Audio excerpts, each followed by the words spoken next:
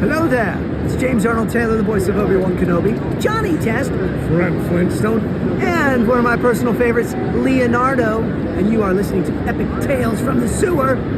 It's totally awesome, turtle power, go, go, go!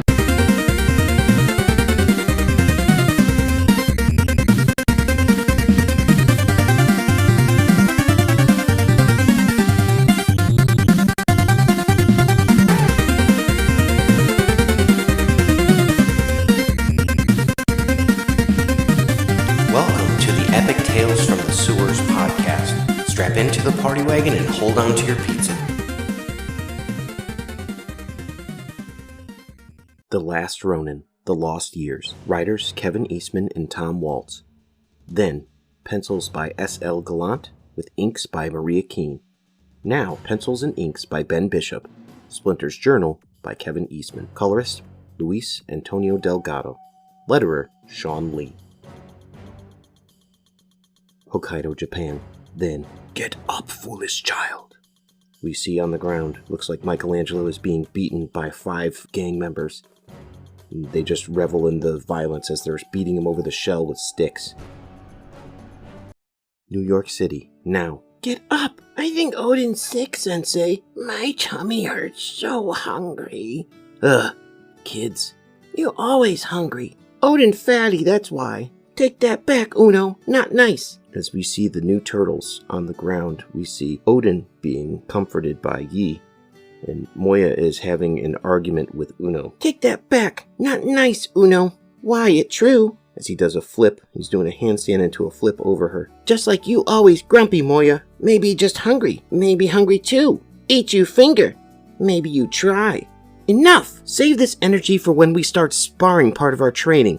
Today's all about basic forms, nothing else," says Casey Marie. "Now get back into formation, Yi. Help your brother up." "Come on, Odyn. Time for Tai Chi." Tai Chi too hard." "Not hard for me, fatty," says Uno. "Take back," says Moja, who pushes him. "Knock it off," says Casey Marie Jones, as Grandma April answers. "Well, this is a good time for a time out." "Mom, Grammy April." These two are facing off, looking like they're gonna fight each other. "How long were you there?" "Long enough to see these little turtles being mean to each other. Moja, I know you were sticking up for your other brother, but violence is never the right solution, young lady. And Uno, nobody likes a show-off, mister." "Sorry, Grandma." "Now, why don't you kids take a break so your sensei and I can have a little talk, huh?" "I do Tai Chi alone then, whatever," as Moja puts on a Walkman. "Me so hungry," says Odyn. "I know, baby. Grammy will make you a yummy sandwich when she's done here, okay? With crust cut off?" "You know it." "Grammy April, can I help you fix things in the garage?" says Yi. "You bet, kiddo. Go wait for me there. And don't touch anything. You're not supposed to." "I won't. Promise." Yi's so excited, holding up a wrench. "You know she's gonna mess with everything in there, right, Mom?" "Yep. Reminds me of another little busybody who used to run amok in this place. Except you were always better at breaking things than fixing them." "Well, I can't fix these kids, that's for sure." "What's to fix, Casey? They're just babies." "Babies who I'm supposed to turn into ninjas, which I apparently suck at." As they go over to the shrine that has all the turtles' weapons and Splinter's journal with the turtles' bandanas. "When did training them to be ninjas become mandatory? I seem to recall you making that decision all on your own, kid. For them and for you." "Yeah, I know. But it's the right thing, isn't it? I mean, with everything happening in the city ever since Sensei fell, well, you know." "Casey, I know you're trying hard to follow in Michelangelo's footsteps, and I guarantee you, wherever he is, he's very proud of you.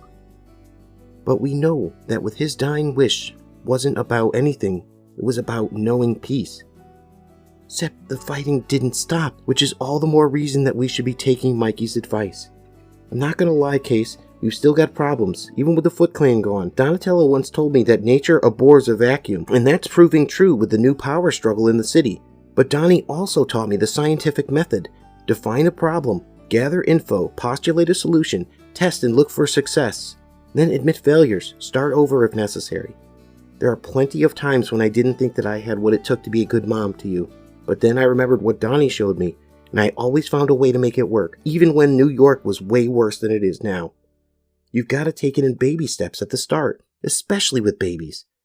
"Yeah, I guess so." I bet Master Splinter's old journal says something about failure, huh? Yeah, it says defeat is only real if you let it be real. On to Master Splinter's journal, we can see Kevin Eastman art style. It says the defensive mind. Movement A, and there's some stick figures doing a movement. Movement B, defeat is not defeat unless accepted as reality in your own mind, by Bruce Lee. The following panel showed then, with Michelangelo getting brutalized by gang members. 3 years, punch to the face. 3 years since I felt anything, boot to the face. And now, pain. Cracked bat over his shell. Violent and absolute. Flooding my senses, slashed in the arm with a pocket knife. My entire being, my mind, hit with a baseball bat in the face. My body, hit with a crowbar. My soul, end of the broken bat driven into his stomach. The pain reminds me that I came here to die, and I welcome it. As he looks on to the shadowy figures with smiles on their faces. The long path that led me to this moment is piled high with the murdered bodies of my family. Michelangelo looks upon a giant mountain as he's in the snow gear, wandering. He thinks of the visions of his departed brothers. Raphael shows him on the bottom of the ocean with a sigh, blood in the water. Leonardo, his body after the explosion. Donatello and Master Splinter, both of them just littered with arrows and dead in the snow. My brothers, my father, and our friends too. April O'Neil, Casey Jones, the Fugitoid, all victims of the ancient family feud, Oroku versus Hamato, all dead, except for me, as he looks up in his parka and puts on his goggles. So with nothing left to live for, I just started walking, up this cold and unforgiving mountain, to meet my own end.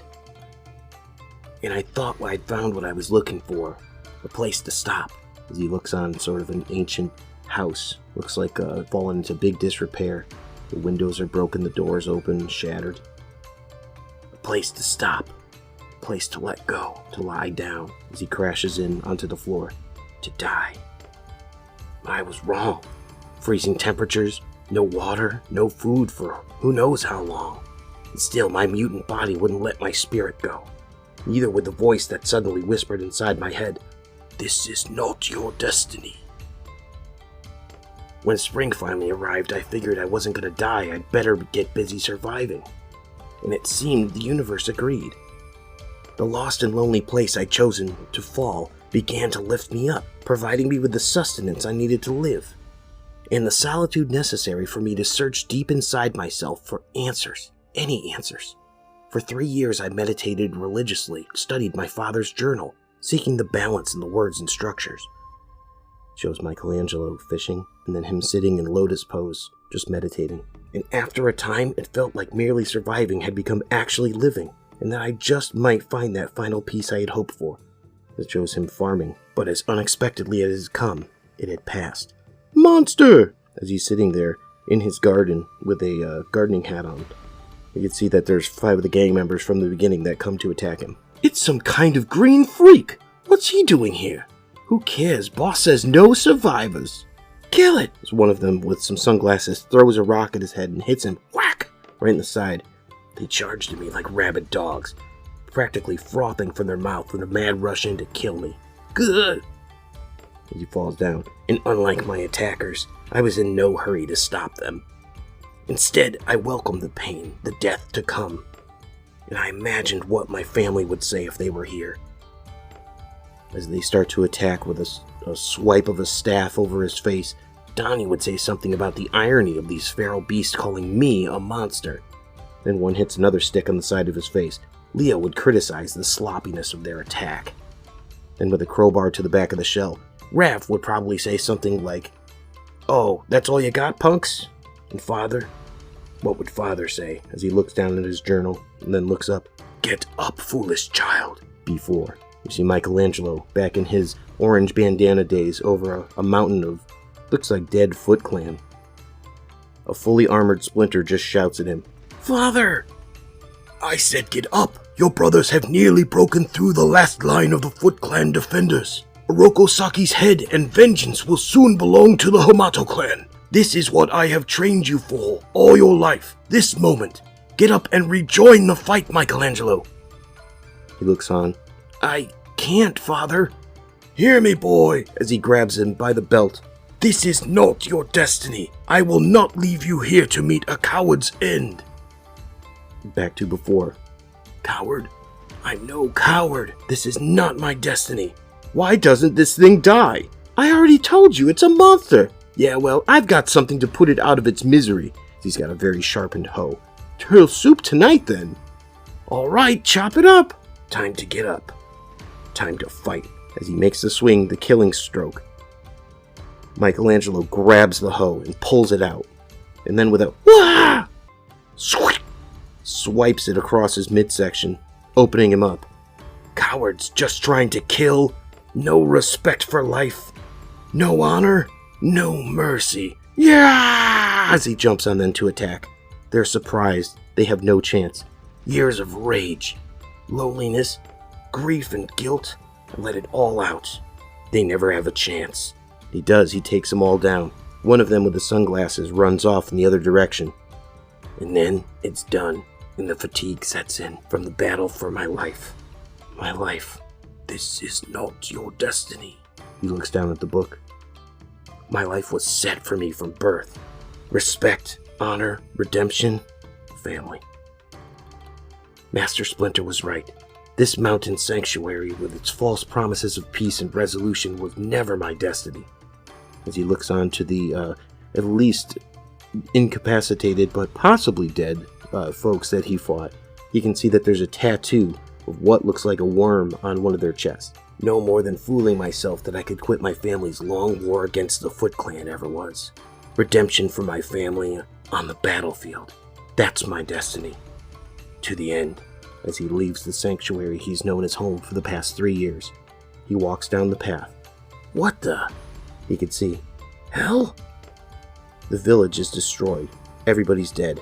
There's dead cattle on the ground and everything's aflame. I passed this village when I first arrived at this mountain 3 years ago. Poor farmers and shepherds and family. Peaceful, hard workers doing what they had to survive. The village seemed almost ancient when I first saw it. Like a place lost to time. A sacred place. Who would do something like this? As he looks on, he can see a child dead on the ground, still on fire. There it is! That's the monster that attacked us in the hills! A whole group of gun-toting gang members looks on as the sunglass guy gets patched up inside a truck. Attacked you? Just like on the mountain, my rage overtakes me, and I strike out without thinking. He's got Rafsai and Leo's sword, and he's just attacking, slashing at them. There's this one woman with a large black afro and some sunglasses, and she kind of steps back as he's attacking her. But this is something different. I'm mad, yeah, really mad, but at the same time, there's a calmness to my anger. Fist, blades, bullets, I see every threat they throw clearly as the battle moving in slow motion. I can even tell that they all have the same tattoos, the ones I fought before. But these guys are bigger, stronger, better armed, better trained. And after 3 years of only meditating, reading, and gardening, I'm nowhere close to being in fighting shape. My lungs burn, my muscles ache, my heart races, and I wonder if 2 battles in one day might just be too much for me to handle. And then I remember the dead villagers, innocent victims of these thugs. He smacks one with his nunchucks this time. These cowards. Then I find a second wind that I need to end their pathetic existence. Back to the sunglass. Please don't hurt me. Don't. There. Now I attacked you, as he stabs him with a sword. You should go now, warrior, before he returns. Whoa. Whoa, sir. I've got you. As the man, one of the villagers, comes out, he falls down in the doorway. Go now. Save yourself. He will return when his soldiers do not join him. Who? Who will return? Ogoro Kokohori, Deathworm. He is all things evil. Thief, rapist, murderer, feared by the police, military, all. Not all. Not me. After what he did to your village, there's no way No, this village is lost. Nothing left to fight for. Leave now while you can. You will not survive if you dare face Deathworm's army. Alone. With that, he dies. Father, I'm sorry.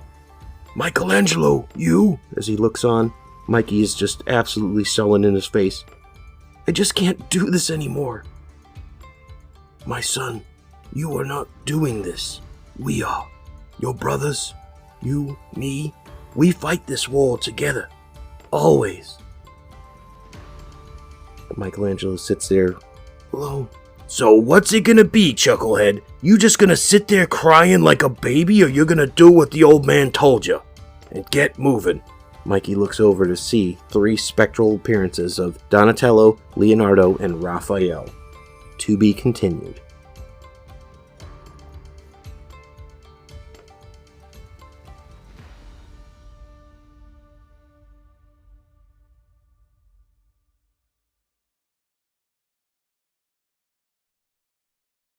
The Last Ronin the Lost Years, Issue 2. Writers, Kevin Eastman and Tom Waltz. Then, pencils by S.L. Gallant. Inks by Maria Keene. Now, pencils and inks by Ben Bishop. Splinter's Journal, Kevin Eastman. Colorist, Luis Antonio Delgado. Letters, Sean Lee. Town 38, Unified Korean Republic. Then. We see Ronin smashing through a window with a bald-headed thug that has the Deathworm tattoo on the side. Shards of glass everywhere. He's got a broken bottle in his hand. He must be confronted. The story so far. Then, having lost his father and brothers in the war against the Foot, a defeated Michelangelo isolated himself away in the mountains of Japan. But the grieving hero's solace was interrupted when a warlord known as Deathworm wrought chaos in the quiet countryside, forcing the ninja to flee. But trouble seemed to have found him again.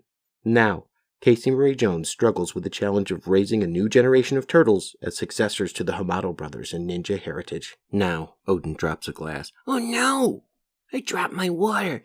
Sensei's gonna be so mad. 'Cause you're supposed to be mopping, Odyn, not drinking, says Yi. I know, Yi, but Sojminda makes me thirsty. Sojito, dude, says Uno.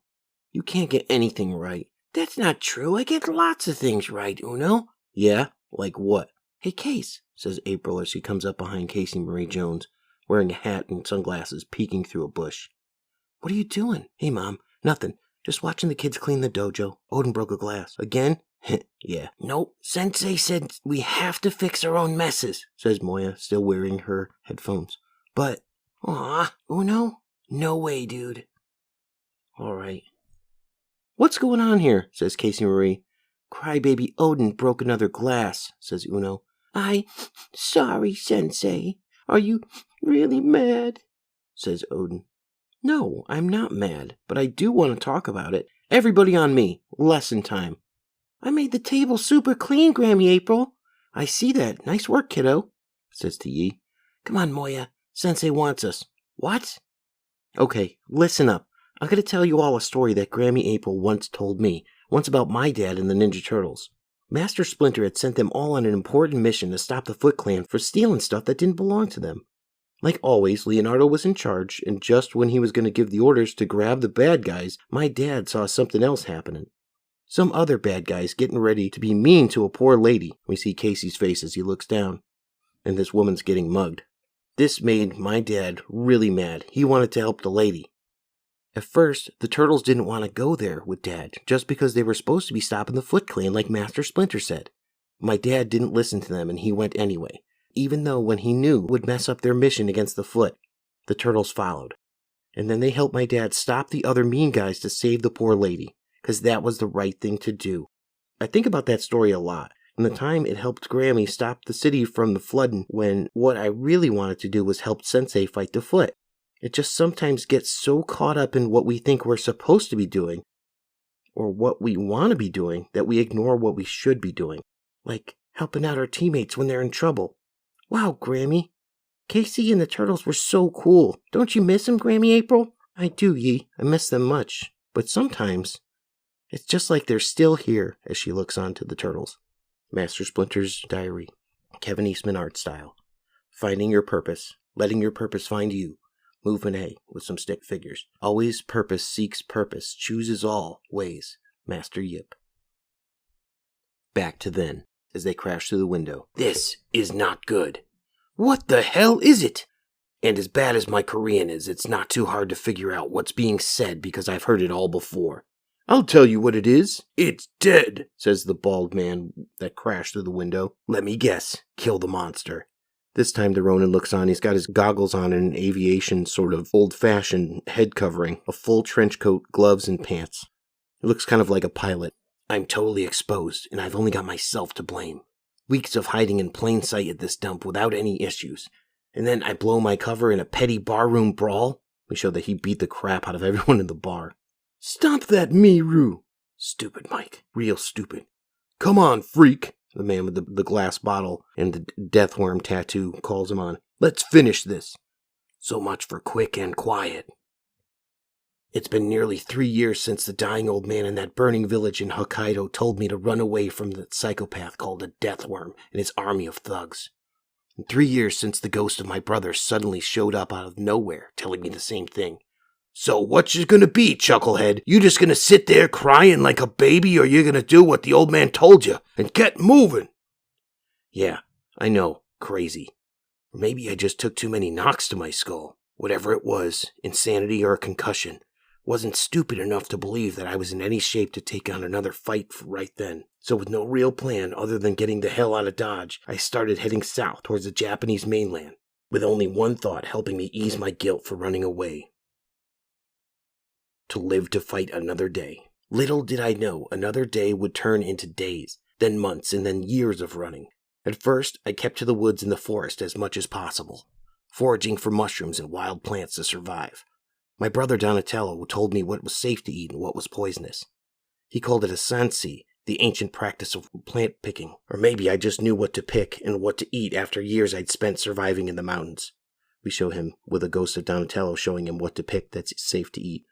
And then, at a campfire, we could see the three brothers laughing on the other side and talking, with smiles on their faces as he sits lonely on the other side, across the campfire. The constant jabbering of my dead companions was making it hard to separate the past from the present, reality from delusion, and whether it was crazy or concussed, it didn't seem like they were in any hurry to go away.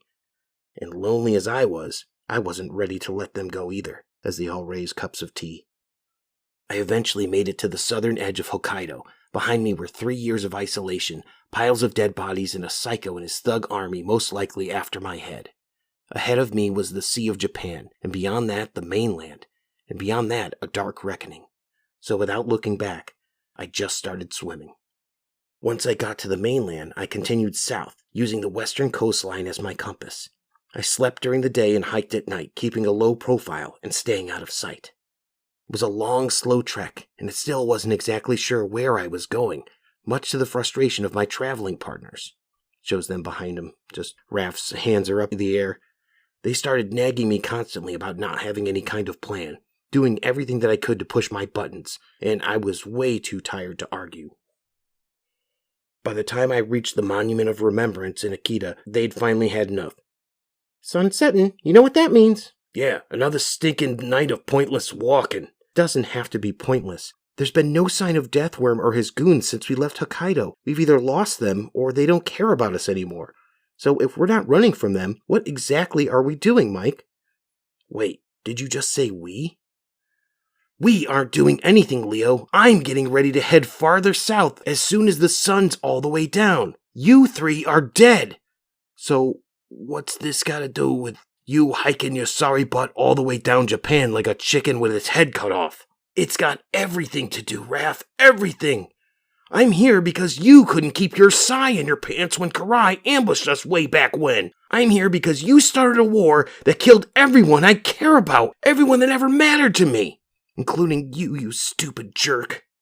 Yeah, well, maybe I did make a mistake after that ambush. No maybes about it, Raph. Whatever, Don. And maybe that mistake started things rolling downhill for us, but that was all we knew it was, coming one way or another against the Foot Clan, just like Master Splinter always said. It was eventually going to be the last man standing no matter what. Or last mutant standing, says Leo. You're right, Mikey. We are dead, but you're not. Neither is Hiroto.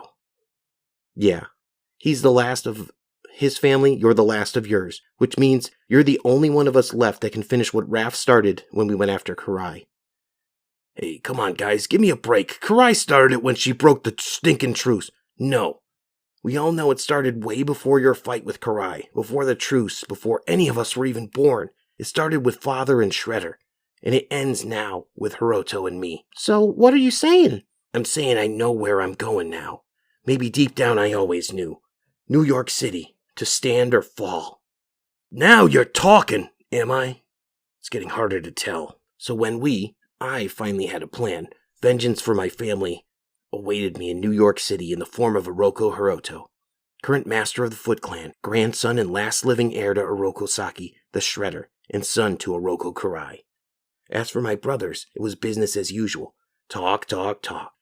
Raph moaning and groaning about the hike, Donnie proposing we jump aboard a train in the nearby tracks, Leo reminding me on how rusty my fighting skills had begun and suggesting we make a stop at a secret Hamato clan elite training camp on the island of Chumbora, where my father had written about in his journal.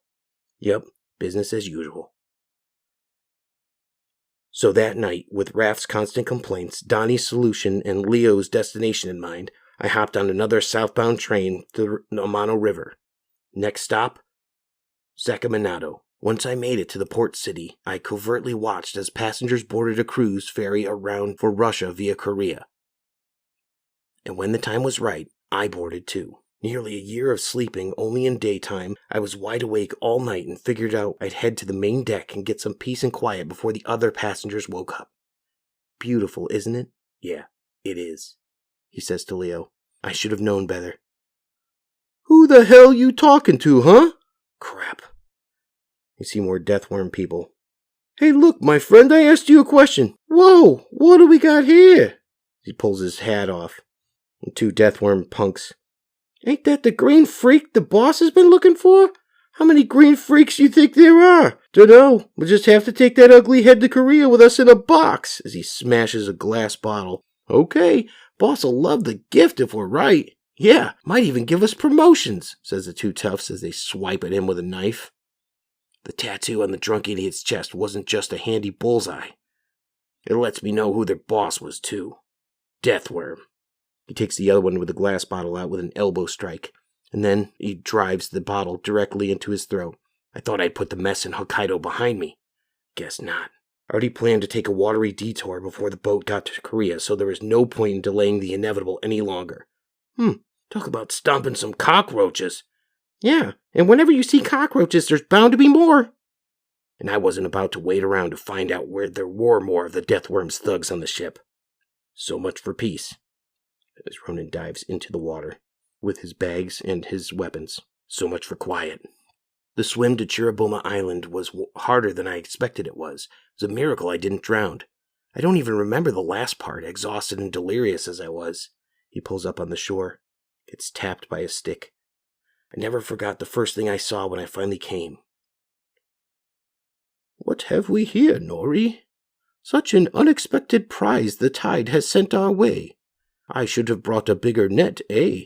Says an old man who has a Shiba Inu dog, and he's sitting there looking at Michelangelo as he looks up. He's got a fishing net and a fishing pole. Wake up, Turtle Man, or your soup will become cold. Where am I? Generally speaking, you are on Chiribomja Island, specifically in my guest hut. Woof, says the dog. This fine lady is Nori, my chunin, and a very good dog. I am Master Yip of the Hamato clan, the elite sensei you seek. What? You? No offense, you're speaking Japanese, but you're a Chinese man? I am, and you are a turtle man. Clan Hamato is wonderfully diverse, if not. I will be outside when you're ready, Michelangelo, to begin your training. We've much to do, and you and I and Nori, of course. Woof! Hold on. You speak English, too? And you know my name? And you know why I'm here? Yes. You've been in and out of consciousness for nearly 2 days, my young friend, mumbling and moaning all the way. That's how I learned what you are called and what you seek. Now, please, finish your soup. You must be famished. What does one call soup for a turtle, Nori? Woof! Ah, yes. Turtle soup. It wasn't the last bad joke I'd get to hear from this old master. What came next, though, was no joke. After a few days of soup and rest, I finally had the strength to step out of the hut, where the old master and his chunin were waiting for me to work. Ah, good to see you up and about, son of Splinter. Now your training can begin. Woof. The dog holds a bucket, and he hands him a rag. Sojito was the way of cleaning. The tradition of students cleaning the dojo together is a sign of respect to the way of giving thanks to your sensei. And since the Master Yip considered the entire camp his dojo, and since I was his only student... You know, when you said you were going to wipe the Foot Clan off the face of the earth, this ain't what I thought you meant, says Raph, making a sly joke. Me either, says Leo. You missed the spot, Daniel-san. I got very familiar with this tradition. Turns out the cleaning was just getting started. Shut up, you guys. Master Yip also wanted to cleanse me of old habits and old crutches, which meant weapons weren't part of the early training.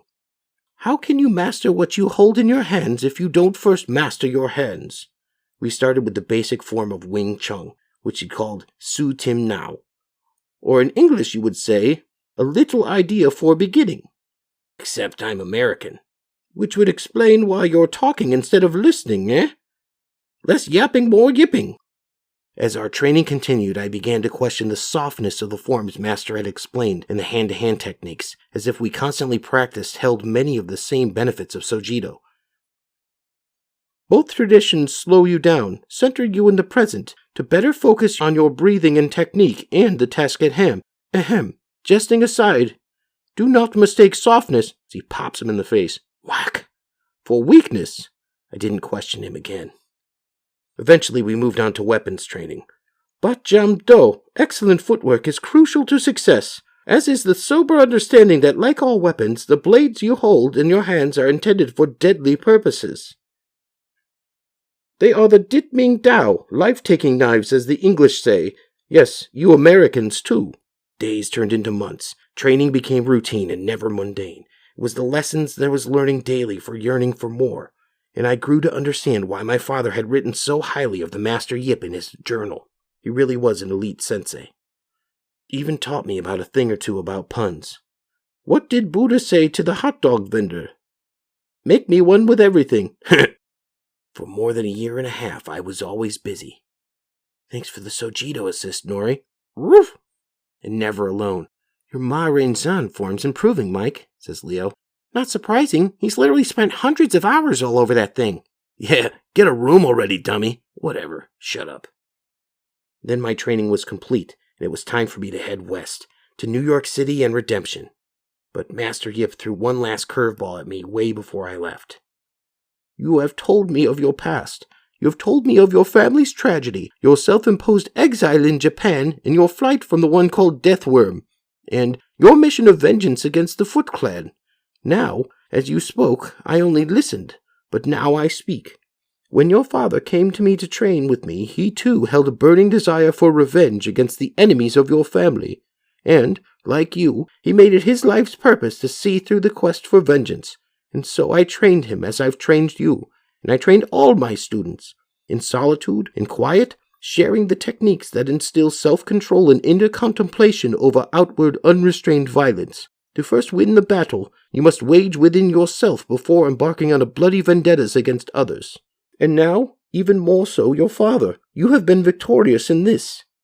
And now, the time to seek justice for those you have lost has come. I would not deny you your quest, but I will present you a question before you depart. Can you honorably rush to face one enemy when you fearfully retreat from another? Deathworm. Yes, Deathworm. He must be confronted. You know this in your heart. As I rode away, Master Yip's words burned inside my brain. It was more like a challenge than a question. Take down Deathworm first, then go after Oroku Hiroto. Don't pass go, don't collect $200. I'd have prepared another bad pun. Row, row, row your boat gently down the stream. Seriously, Raph? Shut up, as they hit rough water and stuff comes flying out of his boat. It was nighttime when I finally reached Donghai Sea in Korea. Correction, the Unified Korean Republic. I learned some important things over the next few days. First, it was cold as a mother, and I stuck out like a sore thumb, which means I desperately needed new clothes. I hated stealing, but I didn't want to get spotted, and I just sure as hell didn't want to freeze to death. We see him stealing his coat and his goggles and his aviation's helmet.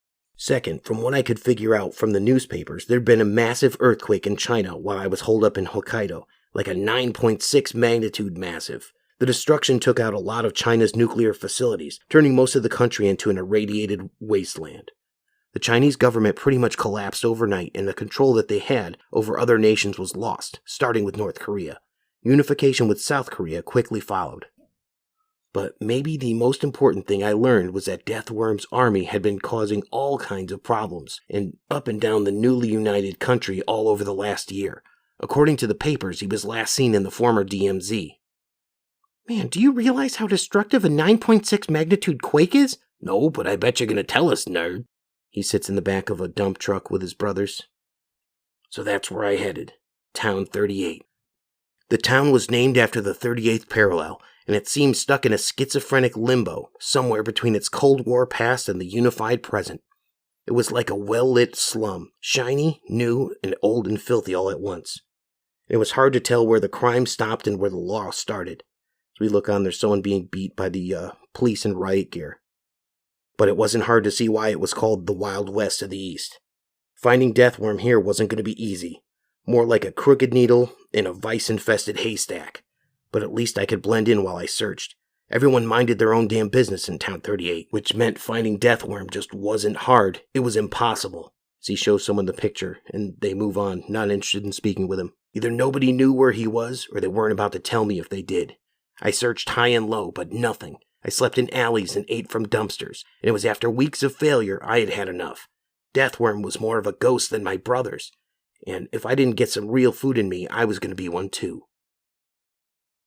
So I sold half of my warrior soul for a few cold bucks. You see in the pawn shop he's selling off his weapons, his nunchucks, to buy a hot meal from a warm place where I thought I could sit, in the pool hall, where he's eating soup, to think about what the hell I was going to do next. You made an oath to Master Yip to beat the Deathworm before you go after Oroku Hiroto. You're honor-bound, Mike, says Leo. I disagree, Leo. I don't remember Mikey taking any official pledge. Seemed more like Master Yip was making a suggestion to me. Shh. Well, I suggest we pick one of them for a beatdown, and then we get to it. Shh, quiet, Ralph. Deathworm. He sees the bald man with the arm tattoo. Yes, Deathworm must be confronted. In your heart, you know this. Goes back to Master Yip. I know. As he puts on his mask. Nice tattoo. So tell me, where's Deathworm? Deathworm? What's that? Says one of the guys. Sounds like something you get from eating a bad dokji. Who's asking? A green freak as he takes off his mask. You! Says the man. Quickly swipes at him with a pool cue which he blocks, takes out of his hand and then hits him upside the face, knocking him down. I needed to take down 4 idiots quickly, quietly. I wanted answers, not attention. Unfortunately, my new friends weren't cooperating. Another man pulls a gun and tries to shoot at him, and he gets taken down quickly with the other side of the pool cue. And then, with a hit to the back of the head, the other one hits the bar. Bastard! Says the bald man, running towards him with a smashed bottle. Which brings us to now. So much for quick and quiet. Back in the street, where he's attacking him with the bottle. But I still need answers. And if this punk doesn't want to help me the easy way, then that's going to be the hard way Master Yip taught me, and that'll work just fine. He grabs him by the arm and gets the bottle out of his hand and holds it up to his throat. Okay, pal, either you're going to give me some intel or I'll take out your eyes. Where's Deathworm? Mongolia. Good boy. And he knocks him unconscious. And goodbye. So that's it. Grab your gear, borrow an old wreck, and head out to north to Mongolia without a plan, says Leo. But there is a plan. Find Deathworm, take him down, and then go after Hiroto. You said it yourself, Leo. I took an oath with Master Yip. I'm honor-bound. Yeah, Leo, quit complaining. That DMZ dumpster life was getting old. I'd still argue that no oath was officially ever taken, but whatever. All semantics aside, we just hope you just make it there in one piece. 'Cause we all know Mikey sucks at driving. As he takes off down the road in his stolen car. To be continued. And that's the end of Issue 2. The Last Ronin, The Lost Years. Issue 3. Writers, Kevin Eastman and Tom Waltz. Then, pencils by S.L. Gallant. Inks by Maria Keene. Now, pencils and inks by Ben Bishop. Splinter's Journal, Kevin Eastman. Colorist, Luis Antonio Delgado. Letters by Sean Lee. We start out then, Inner Mongolia. My Eyes! We see the Ronin, who's sitting there in his kimono, just surrounded by all kinds of dead Deathworm thugs, and he's looking up at the sky. The story thus far. Then, following the loss of his family, Michelangelo attempted to find inner peace by retreating to the mountains of Japan. That peace was soon interrupted when the infamous warlord called the Deathworm tore through the countryside. The Hermetic hero fled southward, where he met and trained with Master Yip, a long-lost member of the Hamato clan. With renewed sense of purpose, Michelangelo left Yip's care to seek out Deathworm, whose warpath had progressed from Japan to Korea with no signs of stopping. Now, while the second generation of Ninja Turtles continues to learn and grow under the tutelage and care of April and Casey Marie, they still have a long way to go before they're prepared for the world that awaits them. New York City, now. I'm starving, Grammy April, says Odyn lying on his back in the kitchen as April prepares food. Casey Marie Jones looks on. Moja is listening to music on her Walkman, and Uno is playing on a video game system. We can see that on the TV it looks like it's a fighting game. I can see that, Odyn. You're practically wasting away. Soon as I've got these crusts cut off, you can take this over to the table with your brothers and sisters. Just in the nick of time to save you from completely disappearing, baby. Thanks, Grammy. As she hands him the sandwiches. Moja and Uno end up with some ramen with some chopsticks in the bowl. Oh, brother. Zip it, Uno. And how many times do I gotta tell you kids, no electronics while we're eating? Where's Yi? Says April. Grammy? As they both look over as Yi comes in. I cut it myself. Yi has kind of a hangdog expression. Looks up as their hand has a little cut on it. Oh man, little girl, how'd you manage that? Says Casey Marie. I was trying to slice some wires in Grammy's garage, but I slipped and now I'm gonna die. Pretty sure you'll survive, kiddo, but you are lucky you didn't hurt yourself worse. Didn't we talk about not messing with any of Grammy's tools unless I'm there to watch you? Yes, Grammy, I just thought that I could do it by myself to help you fix things. Well, can't criticize you for a lack of ambition, that's sure. But as much as I love you taking initiative, I really need you to promise you'll wait for me next time, okay? As she fixes up the wound on Yi's hand. Okay, Grammy April, I'm sorry. I know you are, honey. And now, with a kiss, you are better. Why don't you join everyone at the table while we get you some lunch, and I'll tell you all a story. You too, Sensei, she says, looking at Casey Marie, chopping a carrot. One time, right after we lost your poor Uncle Raph, there were some really bad guys calling themselves the Purple Dragons, causing some trouble in our neighborhood. Normally, the Turtles and your Grandpa Casey would have investigated them. But with everything that had happened to Raph, they were too busy preparing to fight the Foot Clan. I'd been in some scuffles before, but I've never done any of the ninja stuff with the guys up to that point, and I really wanted to help. So I started spying on the Purple Dragons all by myself. The problem was, even if my intentions were good, I needed more training to be doing what I was doing on my own. And I almost got into some serious trouble. We show the Purple Dragons look like mutants almost, kind of like road warriors where they're all set up, they've got knives, they're inside of a train it looks like or something, some sort of compartment, and they've got torches lit. They grab onto April's legs. One of them has a big ring and a knife. What happened next, Grammy? Says Moja. Well, lucky for me, Moja, I wasn't alone. The guys showed up and just in time to bail me out and to teach me a very important lesson. We see Casey, Leo, and Donatello and Michelangelo come in. And they look like they're in kind of war gear, a little bit different, but closer to what they see in the Last Ronin series with their costumes. That even though my heart was in the right place, my mind and body weren't quite ready for the job. I still needed help. And you know what? That was perfectly okay. There's nothing wrong with trying to do things on your own, but it's easy to get ahead of yourself sometimes when you do. Especially when you rush in blindly. Whenever possible, first, get help that you need. And always look before you leap, okay? Okay, Grammy April, I will, says Yi. Promise. Eating the sandwich. Master Splinter's journal. It says, hold hands. It is during our darkest moments that we must focus to see the light. Aristotle. Kevin Eastman art style. You see some stick figures making various gestures on the panel. Nearly 2 years ago. What's happening? Everything's so dark. That's when I lost my eyes. Inner Mongolia. Then, I can't see. But we can see you, creature. Prepare the ropes. I remember thinking, that voice. Who is it? Leo? Is that you? There is no Leo here, creature. There's only us. Us? Yes, and we ask that you do not struggle. We mean you no harm. For now. Wait, what? Back until we know who or what you are. We must proceed with caution. lassos go around his arms, his waist, and his head as the Ronin looks on blindly. No, wait, don't. He gets hit with the butt of a rifle on the back of his head. But rest assured, you will know who we are soon enough.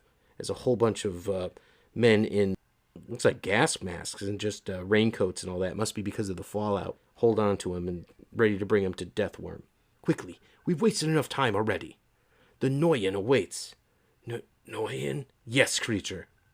Chorman Noyan, our leader. He will decide what to do with you. What to do with me? I began to fade into black. I was awake. Was I dreaming? Or was I remembering? Korean bar in Town 38. I'd fought some Deathworm's thugs there recently. See TMNT, Last Ronin, Lost Years #2. I won. I had learned where to find their boss. Mongolia! I needed a ride, quick. I had to get out of Dodge and get after Deathworm. Good thing an old friend taught me and my brothers how to borrow a car once upon a time. I found a map in the car's glove box, got myself oriented, and then headed northwest from Town 38. That made the most sense. Thank you, Casey Jones. We see that he's actually popping the car open with one of Raph's sais. The route I plotted took me past Pyongyang, moving towards China into Inner Mongolia, all to handle the unfinished business with Deathworm in Mongolia, if I could find him. Now we see the car. It looks like it's full of the turtles. We've got the Ronin driving. Then we've got Leo in front, Raph and Donatello in the back, in their specter forms. Talk about a needle in a haystack mission, says Raph. Yeah, we're looking at 30 hours plus haul before we even get there. The way Mikey drives, we'll be lucky to get there at all. Whatever. The trip was no joyride. The farther we pushed north, the clearer it became that Korea's reunification was a work in progress, and then some. The old regime might have fallen, but a shiny new reality sure didn't rise in its place. Looks like there's snow and parked cars and people just kind of stripping the cars for parts. Heads up. Scavengers. Look, 3 o'clock by the looks of them. I don't suggest we stop to say hi, says Leo. You think? Says Raph. Apparently unified doesn't mean to create civilized. No matter how it added up, it wasn't taking any chances. I kept to the road, only pausing to get what I needed. We see him siphoning off some gasoline. Yo, is it just me? Or is this snow weird looking? Says Raph as he holds out his hand. We kept moving northwest, finally crossing the border. And if former North Korea was scary, China was horrifying. Every town was the same. I've read about a 9.6 magnitude earthquake that struck near Beijing. The reports made it sound really bad. But seeing it with my eyes, no words. It was too much. I had to get out of there. Guys, I think I know why the snow's been odd. I couldn't get to Inner Mongolia fast enough. Donatello looks over and he sees that it looks like it's a nuclear power plant that has been destroyed. So it's the silos on it are just leaking snow and smoke. The desolation's everywhere as they go through wrecked cars and just no people around. And finally, I did get there. As he shows getting off the road and going through a field with a barbed wire fence. But instead of feeling relief, I felt sick. Mike, what the hell? Grab the wheel! Not feeling too good.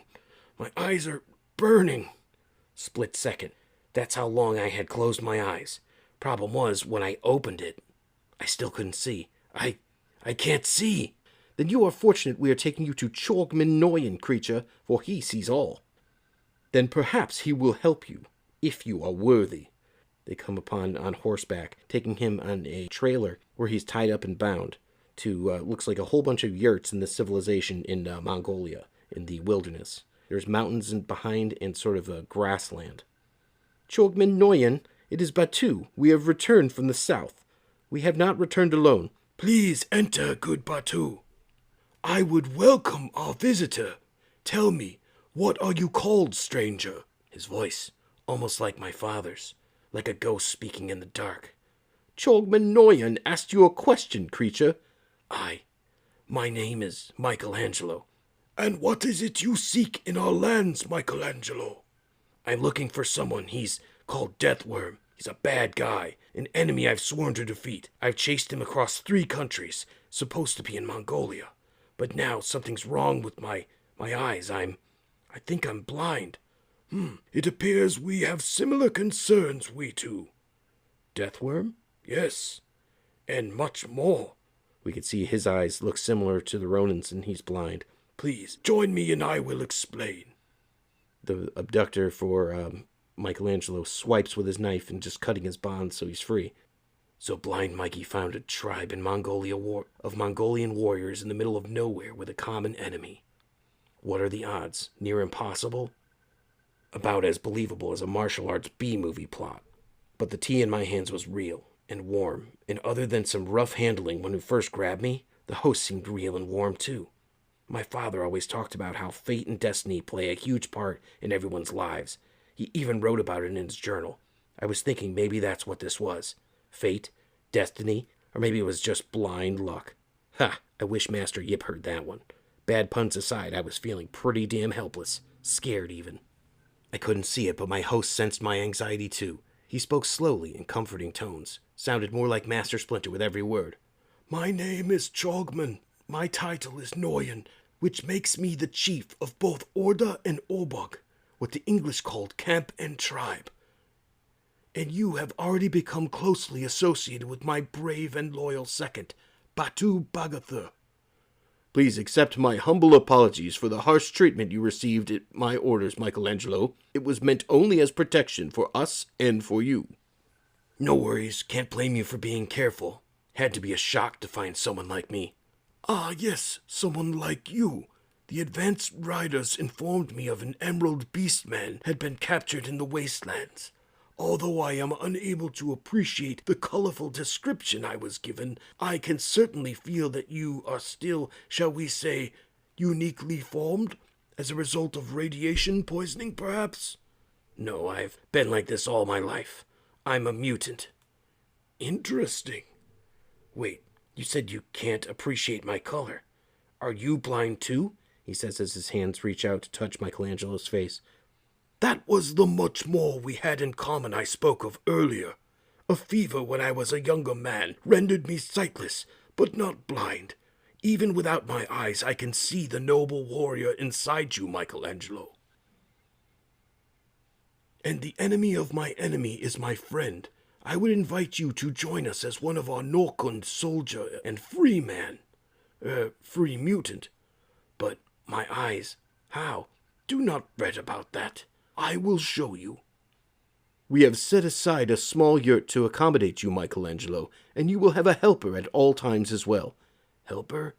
Yes, she will assist you while you adjust to your new surroundings and your new condition. Batu, I gotta ask, how can your chief even think to invite me to join you guys?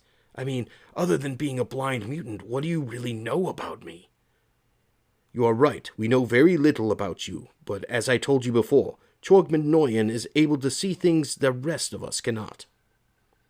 Here we are at your yurt, my friend, and young Geralt is here too, at your service. Please greet our honored guest, Geralt, and practice your English. Hello, Beatles, John Lennon. Close enough. I will leave you both now. Geralt, be sure Michelangelo is fed soon, he says in Mongolian. Come, Michelangelo.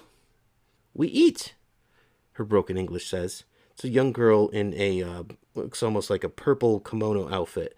Very signature of the tribe that they're in, but she seems to be wearing purple. She's helping teaching him how to feed, as they all sit down and eat outdoors. And so we ate, the first of many meals with my new helper, Geralt, and the other members of the tribe, even though they would all become like family to me eventually. I didn't need working eyes to figure out how they weren't as sure about me joining them as first the Noyan seemed to be. May I join you, friends? Says Batu. Luckily for me, Batu wasn't only a loyal soldier to his chief, he was also highly respected by the entire tribe, and he was willing to accept me, then so were they. The others come to join afterwards, after Batu sat down. Which made my own fears and uncertainties a lot easier to face.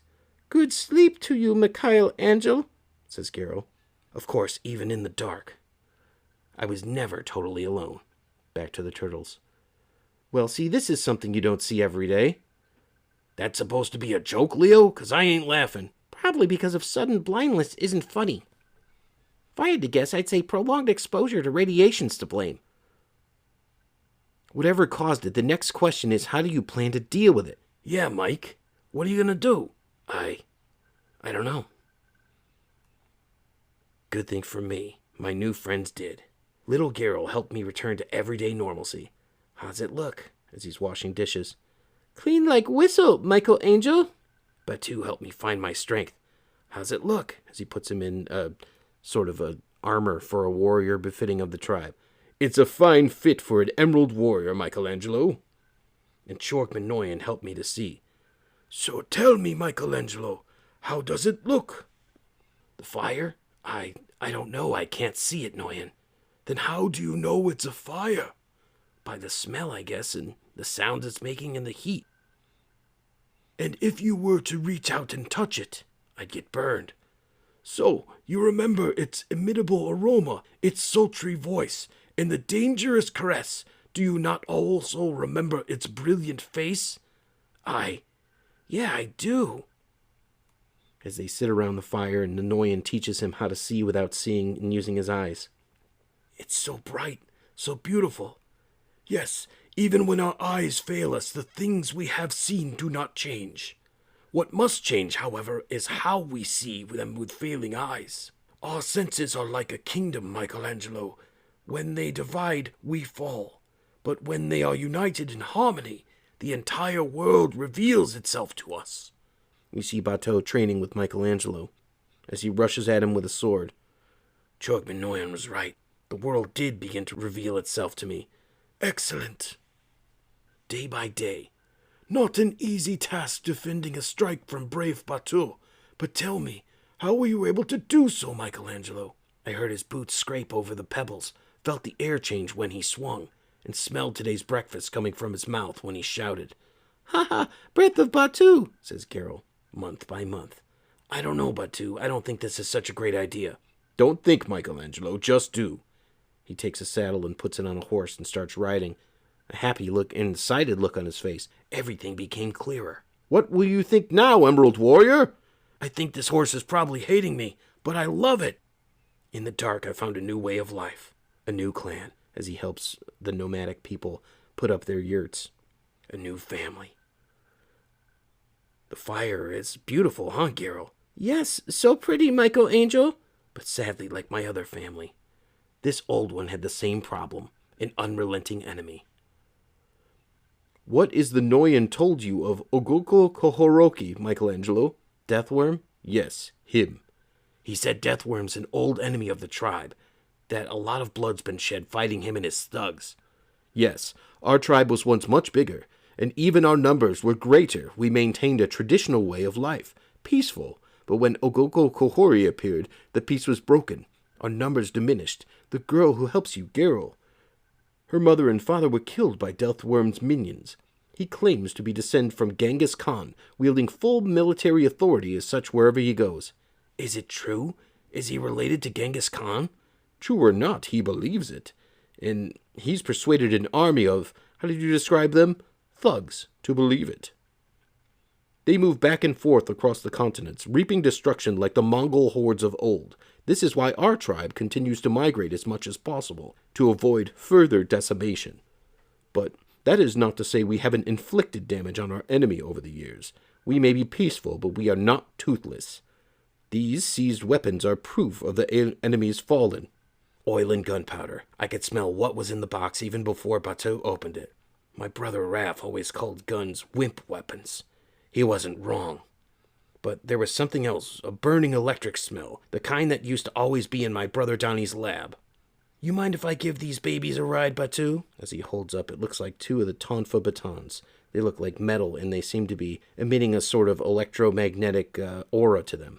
He practices with them. From the moment I held them in my hands, humming with strange energy, it was like the Tonfa were meant for me. I'd not understand, Michael-Angel. Why cover eyes with cloth? I guess it just feels more natural to fight this way. Besides, More fate, more destiny, as he attacks a line of beer bottles with the tonfa, smashing them to bits.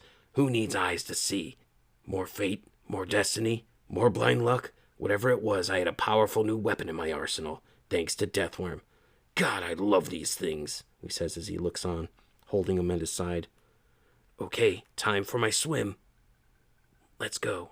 He climbs on a horse and says to Geralt, for nearly 2 years I've been using my ears, nose, mouth, and fingers to see. Had to become a second nature to me, but constantly relying on so much stimuli to function can get overwhelming. Who is Aristotle Michelangelo? Aristotle? He was a really old, really smart guy, kinda like Chorman Noyan. Sometimes I just needed silence. Sensory deprivation. He goes under the lake and just gets into the dark, cold water. Of course, taking a break from one family usually meant spending time with another. Gotta admit, you're making good use with those tonfa, Mike. Just shows how consistent training pays off. I'm pretty sure those things have localized electromagnetic pulse capabilities, too. Worth testing out, at least. A lot of good EMP's gonna do against horses and goats, Don. I'm just saying. Wait, did you guys hear that? I felt something. Is that freaking bullets? And in one silent moment, the peace was broken. We see that at the corner of the lake, as he comes up for air, there's a whole bunch of Deathworm's army who are just holding Geralt and his horse at gunpoint. That smell! Blood! Geralt! Geralt's shot in the side. Geralt! He says, running towards him, as the man with the Deathworm tattoo loads up his gun, puts a clip in it. Quickly, he covers the distance. Guns, cocking, firing. I hear it. Blam, blam. He shoots and he gets out of the way. I smell it. Gets out of the way for one, takes it to the other, pushes him so he shoots another man while he hits him with an elbow strike to the head. And then he's on another one, hitting him, breaking his arm with a crack. I feel it. I taste it. Grabs one, puts his plate and face plants him into the ground, removing his gun. He gets hit by a silent attacker who sinks his knife into his shoulder with a shh, all of it. And all I can do is return that sensation. He pulls the knife out of his shoulder and stabs the man's center midsection with a quick. Huh. But then quit screwing around, as they all have guns posted on him, and tase the damn thing. Everything went blindingly bright. As we see him now with 4 tasers in his face as he reels back in pain, as you can see he's lit up by all this electricity. And suddenly, my eyes, I can see. Quiet, freak! As he gets bonked in the back of the head, and that brings us back to the beginning of it. Oh, Geralt. The first thing that he sees after regaining his sight is young Geralt lying dead on the ground from a gunshot from Deathworm's army. It says, to be continued. And that's the end of issue 3. The Last Ronin, The Lost Years, issue number 4. Writers, Kevin Eastman and Tom Waltz. Then, pencils, S.L. Gallant. Inks by Maria Keene. Now, pencils and inks by Ben Bishop. Splinter's Journal, Kevin Eastman. Colorist, Luis Antonio Delgado. Letterer, Sean Lee. We start out, looks like Thunderdome from Mad Max Beyond Thunderdome. It's a giant dome that is metal and looks like the Ronin is fighting for his life. Ukraine. Then, kill or be killed. See, it looks like he's a gladiator. Then, with his pursuit of peace was upended by the infamous warlord called Deathworm, Michelangelo picked up his weapons and embarked on a path of vengeance. While tracking Deathworm's forces across Asia, Michelangelo was exposed to a nuclear radiation, causing him to temporarily lose his sight. With the help of a newfound family, he turned his weakness into strength. And just when peace seemed like a possibility, Deathworm struck again, ripping away the hero's home. Now, Casey Marie's young turtles have grown in stature and ability, each being an accomplished fighter in their own right. But the pre-teenage Mutant Ninja Turtles are still susceptible to the follies of youth. Now, New York City. You can see it looks like there's 2 Sinjas. One gets taken out by Odyn, one gets taken out by Moja. We can see it looks like someone's watching them through their binoculars, and it just happens to be that it's Yi. Yi tries to pick a lock on the door using some delicate lockpicks. Okay, forget this. They're taking way too long, says Uno. What the? Says Moja as Uno jumps and jump kicks the door open. Ksh! Yeah! Uno! Gets hit with some paintball guns right in the head. Ugh! Gah! Eek! Huh! Bang, bang, bang, bang. You're all dead, says Casey Marie as she's holding a paintball gun, smoking still from the last shot. Owie, says Odyn. Geez, paintballs really sting. Nice going, Uno. You were supposed to have our back. Cool it, Moja. I'll handle this. You other kids grab the singes and get cleaned up. We're done for training today. There's a dummy of April tied up in the chair that they're trying to rescue. Looks like old times. Casey Marie, who's in her battle outfit with a mask painted on, says to them, Aw, this one lost his head. It's only a mannequin, Odie. Still, poor guy. Oh, brother. As Moja and Yi try to console Odyn. You can see that they've gotten quite big. They're definitely larger than they were last issue. You okay? Casey Marie says to Uno. I guess so. Moya's right. Your job was rear security. You were easy kills and you blew your cover. But if you'd stayed in position, we'd still be alive. Well, you would have had a fighting chance at least, she says. He looks pretty forlorn. It's just, it felt like the others were going too slow, and I just figured I could get up inside quicker and stop the bad guys and save the hostage. Instead, the bad guys stopped you, said Casey Marie. Listen, I know how hard it is to stay out of the action, kid. I've been there, done that. Back when we were invading Roosevelt Island to fight Stockman, I saw Master Michelangelo. He was in trouble, so I broke from his plan to help him out. I saved him, but he told me something I never forgot. I thought I told you to stay put. You did. I didn't, she says to the Ronin. Terrible discipline. Excellent initiative. Don't do it again. Understood? Yes, Sensei, she says. But I didn't understand. Not at first, but after a while I realized what he meant. Even after I saved him, I could have put the other resistance soldiers in danger. I was supposed to be leading and protecting them, and I totally lucked out that none of them got killed when I took off to help Sensei. You're our best fighter, Uno. You've been a natural since you were little, and you're brave as hell, but you gotta learn how to be a better teammate. Your brother and sisters were handling things on their end. Moja and Odyn took out the singes, and Yi was going to open the door. She's a whiz with her gadgets. And they were all counting on you to have their sixes. He's looking down and is kind of upset. And by not trusting them to do their jobs, and by not doing yours, you let the entire team down, including yourself. Master Splinter talks about sacrifice a lot in his journal, and I think that's what it takes to be a good teammate and a good leader, especially when you're the best at what you do. Learning how to sacrifice your ego, knowing when to lead from the front, and when to let others take the lead. Understood? She says. Yes, Sensei. Good. Now let's go get with the rest of the team. And don't forget the hostage. As she has April O'Neil's dummy in her hands. He lumps it over the shoulder, laughing a little bit. We don't want Odyn to get too worried about her. Master Splinter's journal. The temple of pain, the mind and body can overcome all. Great achievement is usually born of great sacrifice, and is never the result of selfishness. Napoleon Hill. Then, back in Thunderdome. How can I allow myself to do this? And so it's come to this, my friends, the grand finale. After nearly 3 years of non-stop bloodshed inside these damn cages, after all the carnage, the fight to end all fights, a battle royale for the ages. After surviving all that, how can I allow myself to kill my only friend, my blood brother? Only 2 warriors remain.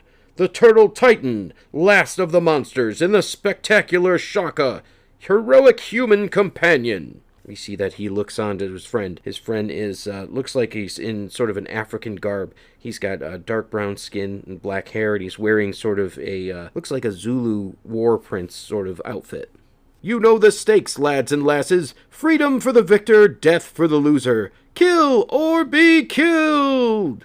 How can I not? He says, looking on, as both of them look up at their captors, with a megaphone shouting at these people. I've already lost so much more than I can handle.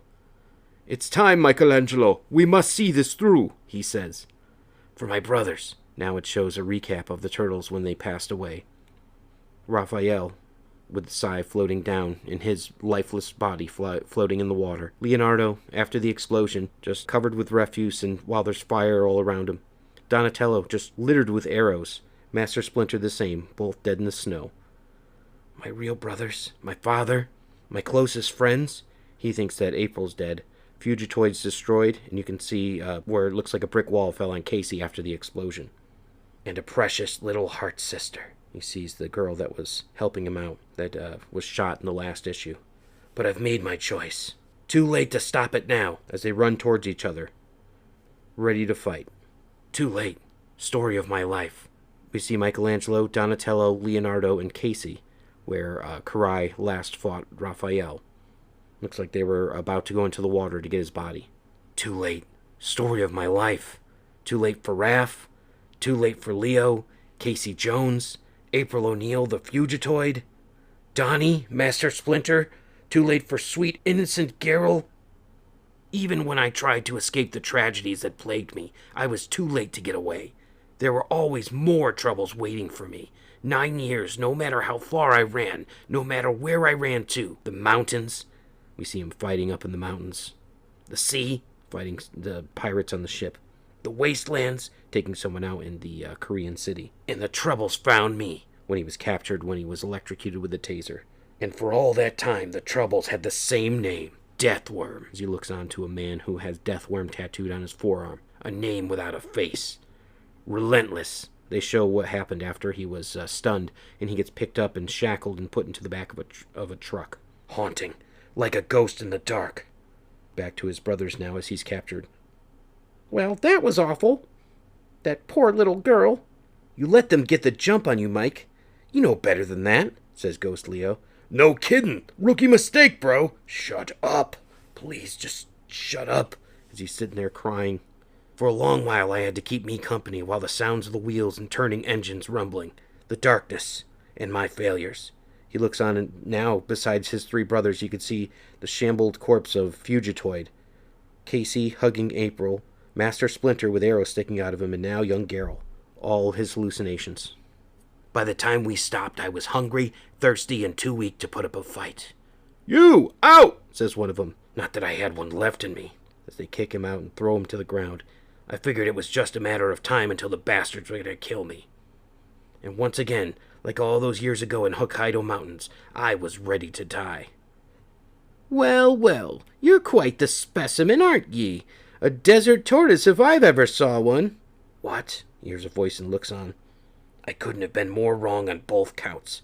I thought there'd be no more surprises for me when it came to your kind. 'Tis grand to be mistaken sometimes, eh? My name's Abigail Finn, sort of a punk-looking woman who has a feather hanging down from her left ear, longish hair and a mullet, and very muscular arms. That's Boss Finn to you, freak, says one gun-toting fool. She has black lipstick, an eyebrow ring, a nose ring, and dark sunglasses on. I'm the boss here. That's sure. Welcome to my training facilities, and don't let the sandy beach and baby blue waters fool ye, for here there be monsters. You can see now there's a whole line of mutants.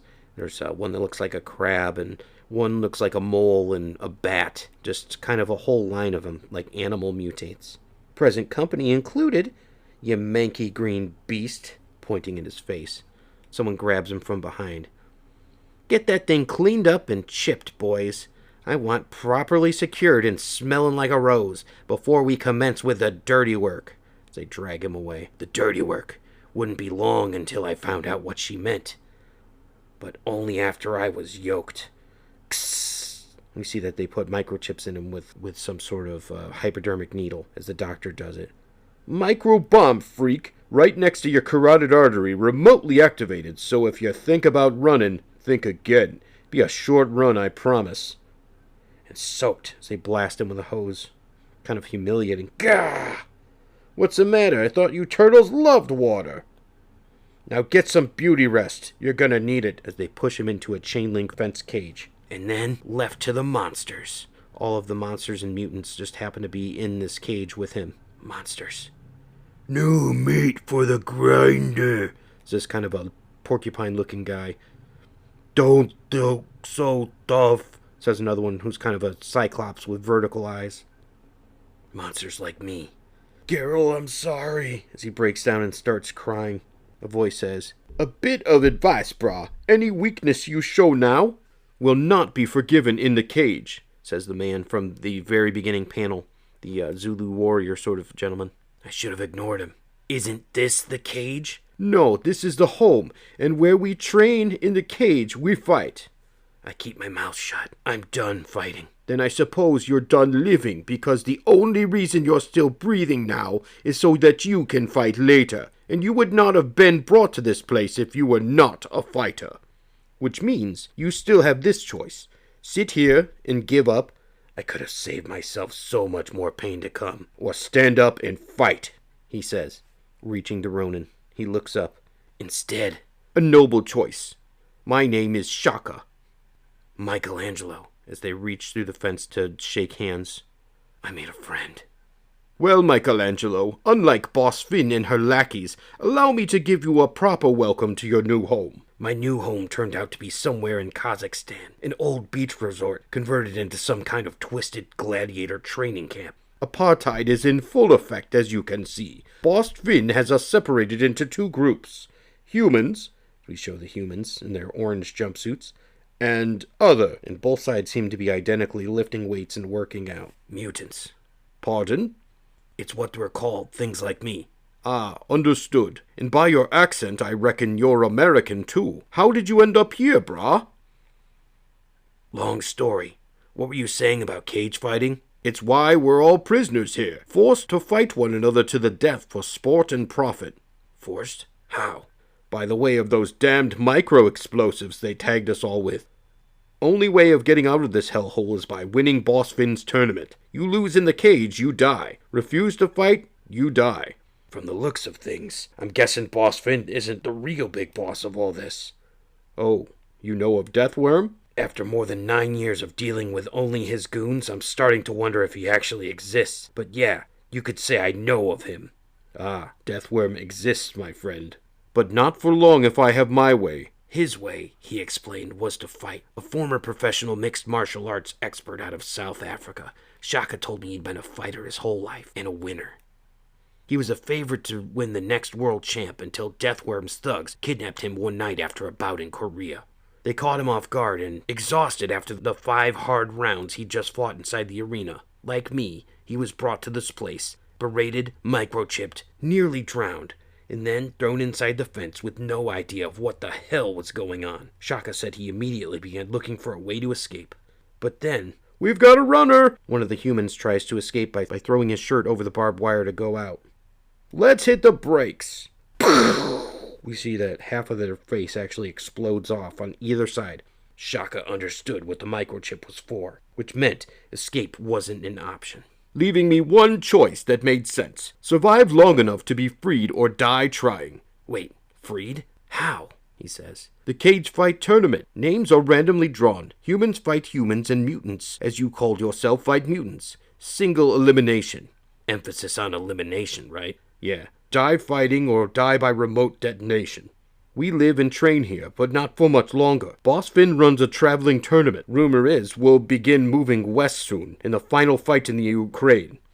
Last human versus the last mutant, battling for the big prize. Freedom? Exactly. And freedom for me means I can hunt down and kill my real enemy. Deathworm.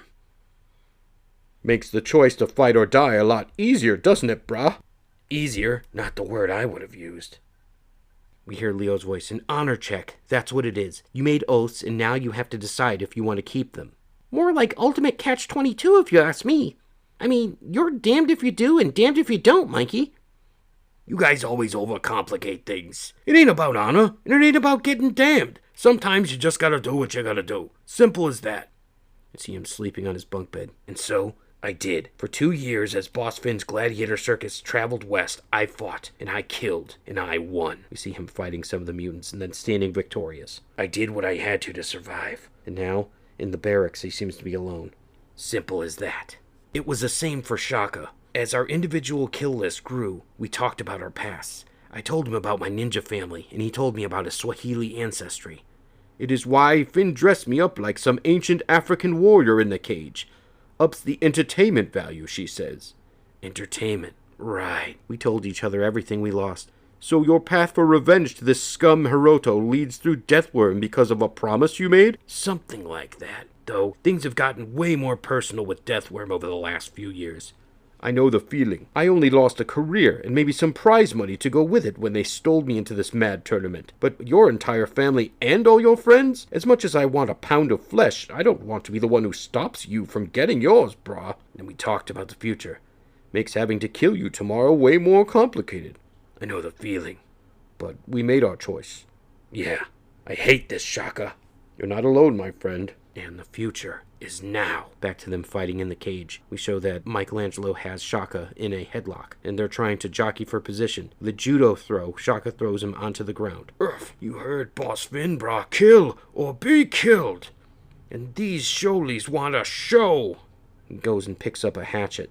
Michelangelo picks up a spiked mace. Crap! And blocks it just in time. Let's give them one. Best get the bets right, quick, ladies and blokes. We got a real Donnybrook here. Please, I can't do this. You won't have to, brah. Just promise me one thing, he says to him. When you get your pound of fresh, get some for me, too. As he throws the axe and it hits Finn in the side of the arm, causing a gash. Yeah! What the? Shaka, why? Just making a noble choice, my friend. Kill the bastard, she says. Then with a tap of a button, his neck explodes with a No! No! Shaka's dead on the ground, Michelangelo staring over him, with the turtles, the ghost, staring on afterwards. The battle's over. Michelangelo lives and Shaka dies. To be concluded. And that's the end of The Lost Years, issue number 4. The Last Ronin, Lost Day Special, written by Kevin Eastman and Tom Waltz, with art by Kevin Eastman. Inks, page 1, 9, 17, 27, and 33. Art by Ben Bishop. Pencils and inks, pages 4 through 8, 12 through 16, 20 through 26, 30 through 32, 36 through 40. Isao and Isaac Escorza. Pencils and inks, page 2 through 3, 10 through 11, 18 through 19, 28 through 29, 34 through 35. Freddie E. Williams II. Pencils, page 1, 9, 17, 27, and 33. Colorist, Luis Antonio Delgado. Letterer, Sean Lee. The story so far. It's been more than a decade since Michelangelo avenged his fallen family and freed New York City from the clutches of the Shredder, Oroku Hiroto. While the city above has been rebuilding, April Jones O'Neill and her daughter, Casey Marie Jones, have focused on raising a new generation of Ninja Turtles. And for April, watching Moja, Odyn, Uno, and Yi come into their own has brought back a lot of memories. Kevin Eastman art style. My name is April Jones O'Neill. I was once lost. Now I'm found. Okay, I admit that's a bit overdramatic. It makes me sound all kinds of religious, but other than a few visits to Sunday school when I was a kid, religion, like any other man-made institution designed to control the masses, has never been my thing. We see she's writing in a journal. Then again, what do I know? I say man-made to point out that there are things that are not made or controlled by men. Mysterious wonders I've witnessed with my own senses that defy human explanation. Bizarre things that have made me a believer in something far greater and more powerful than I ever hoped to understand. And if anyone ever tells you they do understand, saint or sinner, scientist or priest, prince or politician, the only thing that you can be sure of is that they're lying through their teeth, to you and to themselves. And then again, what do I know? I'm just an old science nerd, grease jockey with a bad caffeine habit. We see her actually going down some steps of a ladder. Huh, more like a crotchety old woman on a soapbox. Chill, lady. Anyways, I'll save April's philosophy of the universe for later. For now, I'm just going to keep things down to earth and stick to my life in this city. New York City. Home sweet home. She's looking at a picture of her with Splinter, Casey, and the Turtles. Switch to the Escorza Brothers art style. I lived my entire life in the good old Big Apple. 6+ decades and counting. We see April's mom taking her there when she's young. We see the Twin Towers and the Empire State Building. As far back as I can remember, since the days of when it was just my mom and me together, I love this place. And that time I've seen it stand tall, and I've seen it fall. And much like a punch-drunk boxer who refuses to quit, I've watched it stagger its way back up to its feet, to stand proud and tall once again. We see that April has now gotten older, and that her mother's now aged. And now in its own strange way, New York has loved me back. April and Casey at a graveyard now, putting roses down on a grave. Years before I would lose my wonderful mom to cancer far too soon, the city made sure that I wouldn't be alone, giving me a new amazing family to share amazing life with. We see the Turtles in the shadows at the funeral, wearing trench coats and hats. Time and time again, we fought like hell to save the city that had brought us together. And after the years passed, just like New York, we would stand. We see the Turtles fighting on the Foot Clan and just cutting through them and just blood everywhere. And we would fall. And just like my city, my friends and I fought and bled. We all seemed lost for me. April, after the explosion, we show her she's in bad way. Looks like she's got a pipe stuck through her leg, and Fugitoy's decapitated head is next to her. Remember, she was pregnant, so now she's learning to walk again. You can see that she's got a pregnant belly. I found a way to get back on my feet and stand tall. And this crazy, mysterious metropolis made sure that I still had a home to return to. We see April now with a robotic hand, looking at some pictures and looking to feed Casey Marie Jones, who's a toddler at the time. And this crazy, mysterious metropolis made sure I still had a home to return to where I wouldn't be alone, and where I'm happy to say, all these years later, as she kisses Casey Marie, now it goes to Ben Bishop's art style. That hasn't changed. A now markedly older April O'Neil, with white hair instead of red, pouring herself some tea. Leave me alone, says Moja. Hey, what's with all the yelling this early, Moja? It's just, I found an old box of cool cassette tapes, and I'm trying to check them out, but Uno won't quit bothering me. It's not true, I'm not bothering her. I just wanted to do some kendo training, and she's the only one that can almost keep up with me. I thought your sensei canceled training for today. She did, Grandma, says Moja. Yeah, but that doesn't mean we still can't do it on our own, says Uno, sounding an awful lot like another Ninja Turtle with a blue mask. Tell you what, Darth Maul, instead of kendo, why don't you take the endless energy of yours and go do, 100 push-ups or something? Push-ups? Good idea! Thanks, Grandma. No problem, kiddo. Let's see what you got there. Ah, Devo, Thomas Dolby, Rush. Looks like you found Donnie's old stash. You're playing all wrong. Okay, what's going on over here? I'm trying to teach Odyn how to play chess, Grammy, but he keeps grabbing both knights and making them race each other. They're not racing, Yi. They're doing gallops together. But galloping's not in the rules. They're supposed to be in a battle. She's not wrong, baby. The black and white pieces are opposite sides. But I don't want them to be on different sides, Grammy. It's more fun when they're friends, says Odyn. I honestly can't argue with that, she says. You know what, Yi? The coffee maker's been on the fritz again. Why don't you go grab your tools and see if you can get it running for Grammy, right? Okay, I'll make it run even better than before, Grammy April, says Yi. Good girl. This looks ridiculous, says Casey Marie Jones. There's no way I'm going out like this. Dressed in kind of like a frocky gown. I'm calling the whole thing off. Why are you grinning at me like that? It's not fun, Mom. I'm sorry, but it kind of is, says April, looking at Casey Marie, who is just out of her element in a dress. I thought you said Jiro was taking you out on a casual date, not to the prom. I did. He is. I just have no clue what I'm supposed to wear, obviously. Come on, let's go see if I can reverse engineer this mess, says April. I thought Sensei looked nice for her hero. Jiro, dude. Sheesh, says Odyn, and then corrected by Uno. Yeah, but Jiro's a policeman, Uno, so Odin's sort of right. He is kind of a hero. You're wasting your time, Mom. I ain't going. Yes, you are, Case. Quit being a baby, and quit overthinking things. I really don't think Jiro's the kind of guy who expects you to dress to impress him. What do you mean? She says to April. I mean, he asked you out after working with you on a couple security missions, right? Yeah, so? So he knows who and what you really are, so he obviously is already impressed. Look, your dad and I were about as different as two people could be but that never stopped us from loving each other. We never pretended to be anything or anyone who we weren't, and I really believe that's why we always work so well together. This is just your first date with Jiro, hun. Who knows where things will go from here? But do yourself a favor and be yourself from the start, says April to Casey Marie. And always. How's that coffee maker going along, kiddo? Says to Yi. Almost done, Grammy April. It's gonna make your yucky coffee so hot. Okay, I think I'm ready now. There's my girl. Blue jeans, black boots, black leather jacket. Casey Marie looks herself. Wow, Sensei, you look pretty, says Odyn. Thanks, Odyn. You sure this is okay, Mom? I know today's your normal black market run. I can stay with the kids if you don't want to skip it, says Casey Marie, trying to get out of her date with Jiro. Forget it, Casey. I've got the rascals. You go be young, okay? Thanks, Mom. You bet, as she leaves. I miss Sensei Casey. Dude, she's been gone like 5 seconds, says Uno. Don't worry about her, Odyn. Go grab your gear, all of you. We've got work to do. What work, Grammy? Says Yi. Black market work, kiddo. We've got an important run to make. But didn't you tell Sensei you were staying to watch us? Says Moja. Just a little white lie. I didn't want her to ruin her date. Now hustle up. We've got a big day ahead of us. Back to the Kevin Eastman art style, we see April taking a sip of coffee. Obviously it's coffee, reading in her journal, but it was a big day. But before I get into that, let me tell you about New York's black market. Back to the Escorza Brothers style. The first thing to understand is the black market commerce is built on bartering. Bartering's been going on in our country since the very beginning, but what started out as goods for goods, or goods for services, or vice versa, became primarily a cash-based endeavor over time.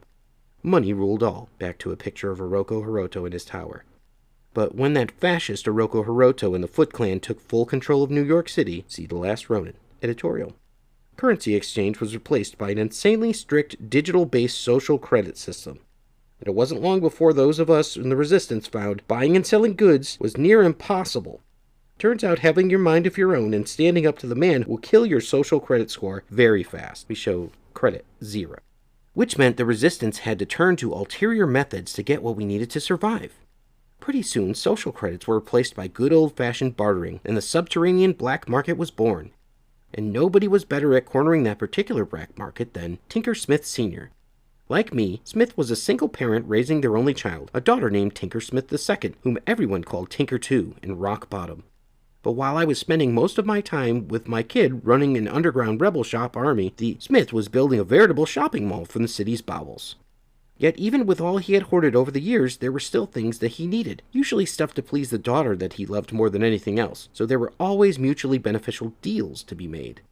We see looking and trading some eggs for some tech. Supply and demand at its finest. Sadly, the flood was caused when the Resistance was able to knock out Baxter Stockman's tech on Roosevelt Island, which everyone calls the Foot Flood now, nearly destroyed Smith's black market compound, killing poor Tinker Sr., and leaving behind Tinker 2 to run what was left of his once massive store. Slightly insane Tinker 2, that is, who to this day holds some animosity towards me for her father's tragic death. Yet the black market goes on, and always Tinker 2 was our first stop. Now, above ground, we see the turtles who are walking with Grammy April. Okay, kids, here we are. Stay close to Grammy. Tinker 2's harmless, but a bit unpredictable. Why is she called Tinker 2, Grammy? Says Moja. Because her father was Tinker Smith Sr., Moja, which makes Tinker his junior, or his second. Oh, I get it. So I guess that means Sensei Casey's a junior too, huh? Yep, named her after her dad, but I wouldn't call her number 2 if I were you. We see what looks like the Technodrome in an eyeball. Who's there? It's me, Tinker. Who's me? Come on, I know you can see me. It's April. Wait, you said me, but I'm seeing us out there. Who's with you? Just my grandbabies. Moja scowls. Grandbabies? I gotta see this. As they open it up, we can see that there's various odds and ends. Turtles are definitely intrigued. Whoa, this place is gross, says Moja. Moja. Look at all this cool stuff, says Yi.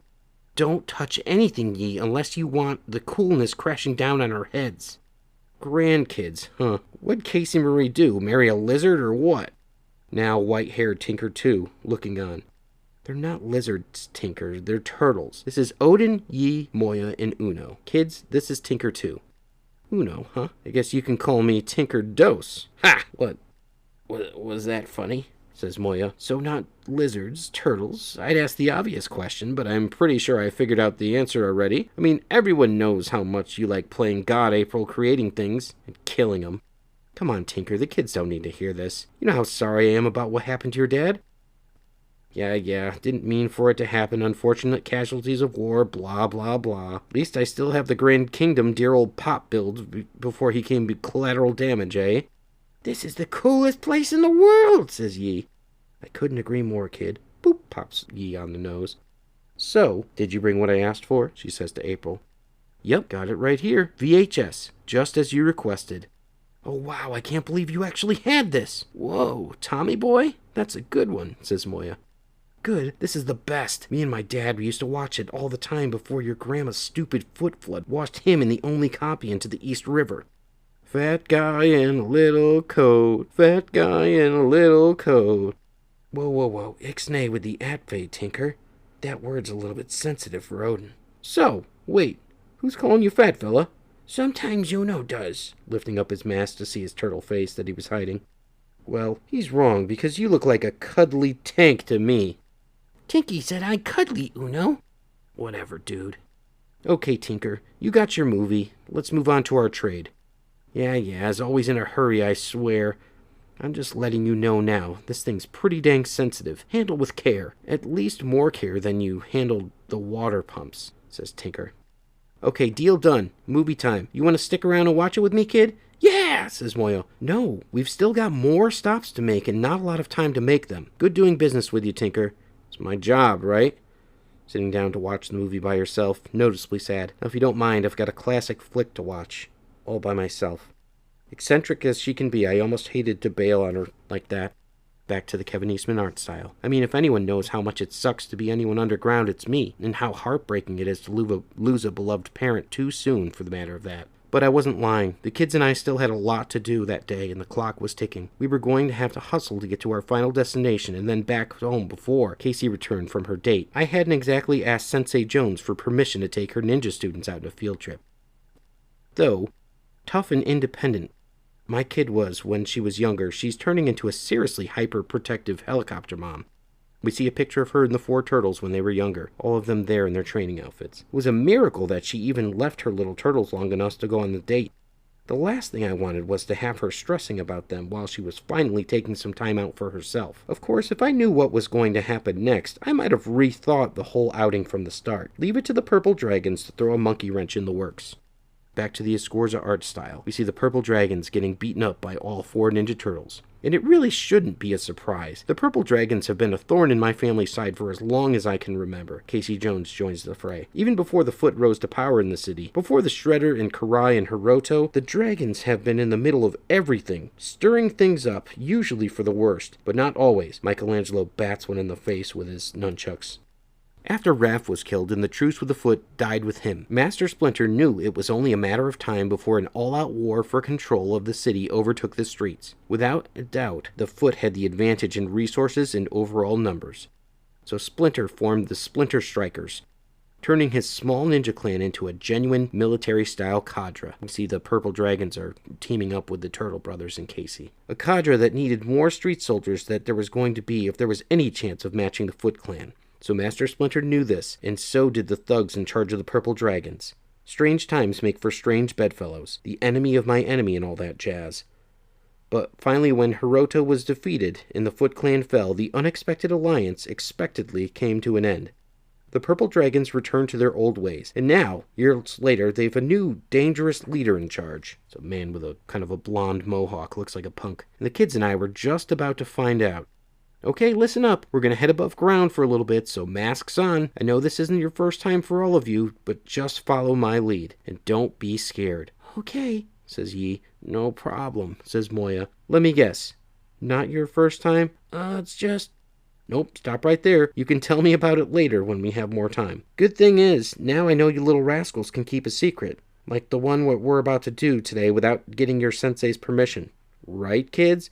Right, Grammy. You've been up here before, you'll know what to do. Expect, oop, as a gun gets pointed right in her head as she opens up the manhole cover. Looky what we got here. Bunch of sewer rats popping in for a surprise visit. Don't you mean popping up, Chachi? Easy. We're just here for black market business. Scuzzball knows we're coming. Scuzzball ain't in charge no more. And these 4 don't look like rats to me. They look like slimy sewer brats. Ninjas. Hear that, Bonzo? What, Monarch? Looks like we got some ninjas visiting us. More like sneaking up on us. I heard about ninjas before. Word on the street is the Resistance had 'em fighting back on their side back in the day. Wait, we're not here to fight. We're here to barter, that's all. And we're just supposed to believe you? Probably more of 'em hiding in the sewer, I'll bet. Looks down into the hole, and one pops up. Yep, you're right. And it's Uno, who kicks him right in the face, knocking the gun out and then kicks him again. What the? Get him! Stop! He didn't! Uno! Odyn run towards them, taking the other 2 out inadvertently just with the size of his mask, trying to save his brother. Stupid freaks, I'm gonna... But that's enough for Moya, who then jump kicks him right in the face, smashing his teeth. No. As one reaches for a shank, April steps on it. That's not how this was supposed to go, Uno, April says. No, it wasn't. But if it was, my guys wouldn't have been whooped by a bunch of ninja toddlers in a geriatric gimp. No offense, says the gentleman. He has a purple dragon's tattoo. He looks former military, shirtless, wearing a green military vest with an obvious sort of surgically altered arm that looks like it's got a bone in it, and it's red to the look. So almost like a mutagen man thing. There's a gentleman wearing a Mouser as a helmet, and next to him sort of a Cyclops or Weapon X Wolverine looking helmet on a person behind him. "You," says Moja. "No, Moja, stand down." This just goes to show you can teach these mooks how to set up a proper security perimeter, but the whole soldierly discipline part, that's another story. Sorry, boss. You will be if you don't get out of my sight pronto. He's got looks like a cybernetic eye, too, that's red and black. Speaking of soldierly discipline, where's my manners? Name's Jigsaw, man. Just Jigsaw.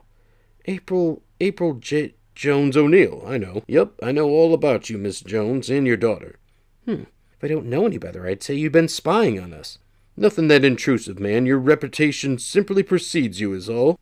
And a good soldier takes his intel wherever he can get it. Gotta admit, though, these little ninjas are news to me, he says, looking at the turtles. But I do know there's precedent for such scrappers in this town. I guess it's true what they say. History repeats. You mentioned soldiering a lot. Ex-military? That, ma'am.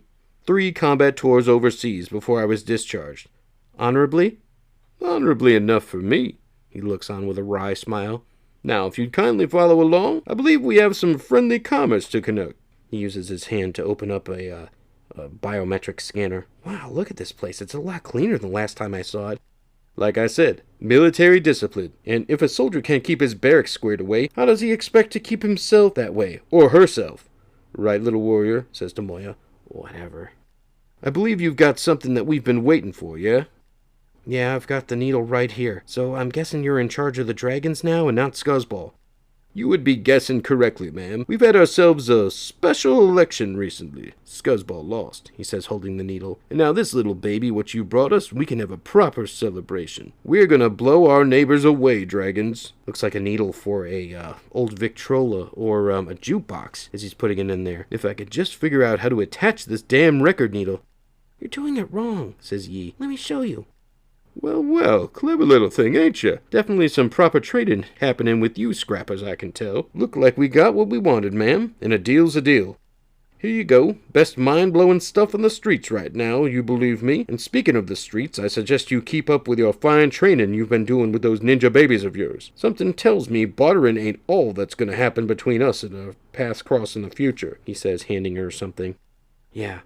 Back to the Kevin Eastman art style. That was the not-so-veiled threat that I've always heard. Whoever this Jigsaw guy, just Jigsaw, is from wherever he came from, I'm guessing Texas because of his accent. He's definitely a new wild card to be taken seriously. The Purple Dragons have always been a threat, but the treaty had normally been a sloppy one. They've made their mark on the city for sure, and my friends and family lives too, but other than a few exceptions, a mark that's easily to overcome. But if this Jigsaw guy is able to add military structure and control to the mix, well, like I said, a wild card would need to be given serious attention to. Dead serious, she says, finishing her entry into the journal. Needless to say, I got the kids out of there as soon as I made the exchange with Jigsaw. He seemed focused on that jukebox at that point, so I took advantage of the diversion to Vamoose before things got out of hand again. One thing's certain, there's no way Jigsaw is going to let his soldiers forget this. They got their butts handed to them by a quartet of preteen ninjas. Speaking of it, maybe a biased grandmother, but our little turtles were awesome. Those were gangbangers, and he didn't even know what hit them. Nice job, Sensei. Mikey would be proud. Finishing up. Luckily, our next stop was in law enforcement, in a manner of speaking, back to the Escorza brothers style. Looks like 2 detectives who were standing there smoking, and one's drinking, next to a car. Let me tell you about Detective Richard Dick Miller and his longtime partner, Detective Frank Corbin. If ever there were poster boys for the term useful idiots, it would be these guys. Long before the days of Oroku Hiroto's reign over New York City, these 2 so-called New York's finest were on the take. A lot younger than they are now, but just as corrupt. They were making serious bank shaking down citizens of every stripe. Crooks, creeps, store owners, fellow cops, you name it. They were equal opportunity grifters hiding behind a badge. And the very fact that they played both sides of the fence was the only thing that stopped my guys from taking them down. We show that as they're kind of glad-handing and doing a deal, the turtles look on at them. When you're in a war, you take your critical intel anywhere that you can get. Jigsaw was right about that. And a hard pill as it was to swallow, we knew Miller and Corbin, crooked as they were a treasure trove of street info. For a price, of course. Like I said, useful idiots.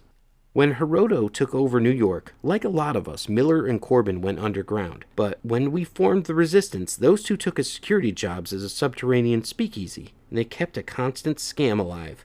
New jobs, same old swindle. For 16 years, Hiroto and Baxter Stockman's Sinjas were the iron-booted version of the law enforcement for the city. They were gone after Michelangelo helped us take down Hiroto and Stockman. But with a power vacuum sure to follow Hiroto's fall, crime in the city was not going anywhere.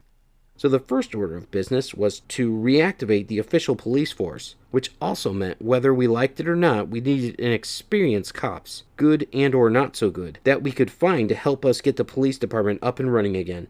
But it wasn't long before our old dear friends Detective Miller and Corbin answered the call. Their old grifties became a new grift, playing the side that they can, making themselves both criminally despicable and strategically indispensable. Back to the Ben Bishop art style. Drinking on the job, Detective Corbin? You think that's against department regulations? Yeah, you'd think, says the other one. This deja vu or what, Mrs. Jones? You slinking around in the shadows with 4 mystery friends in tow? A lot smaller this time, though. Your breath reeks, dude. Uno, manners. Well, it does. These friends are my grandkids, says April. They're spending some time with me today while Casey Marie is busy with other business. Grandkids? Don't ask, don't tell, partner. We already know about your kid's other business, a hot date with Officer Jiro Wantabi, right? How did you... Ain't much that gets by us on these streets, Mrs. Jones, you know that.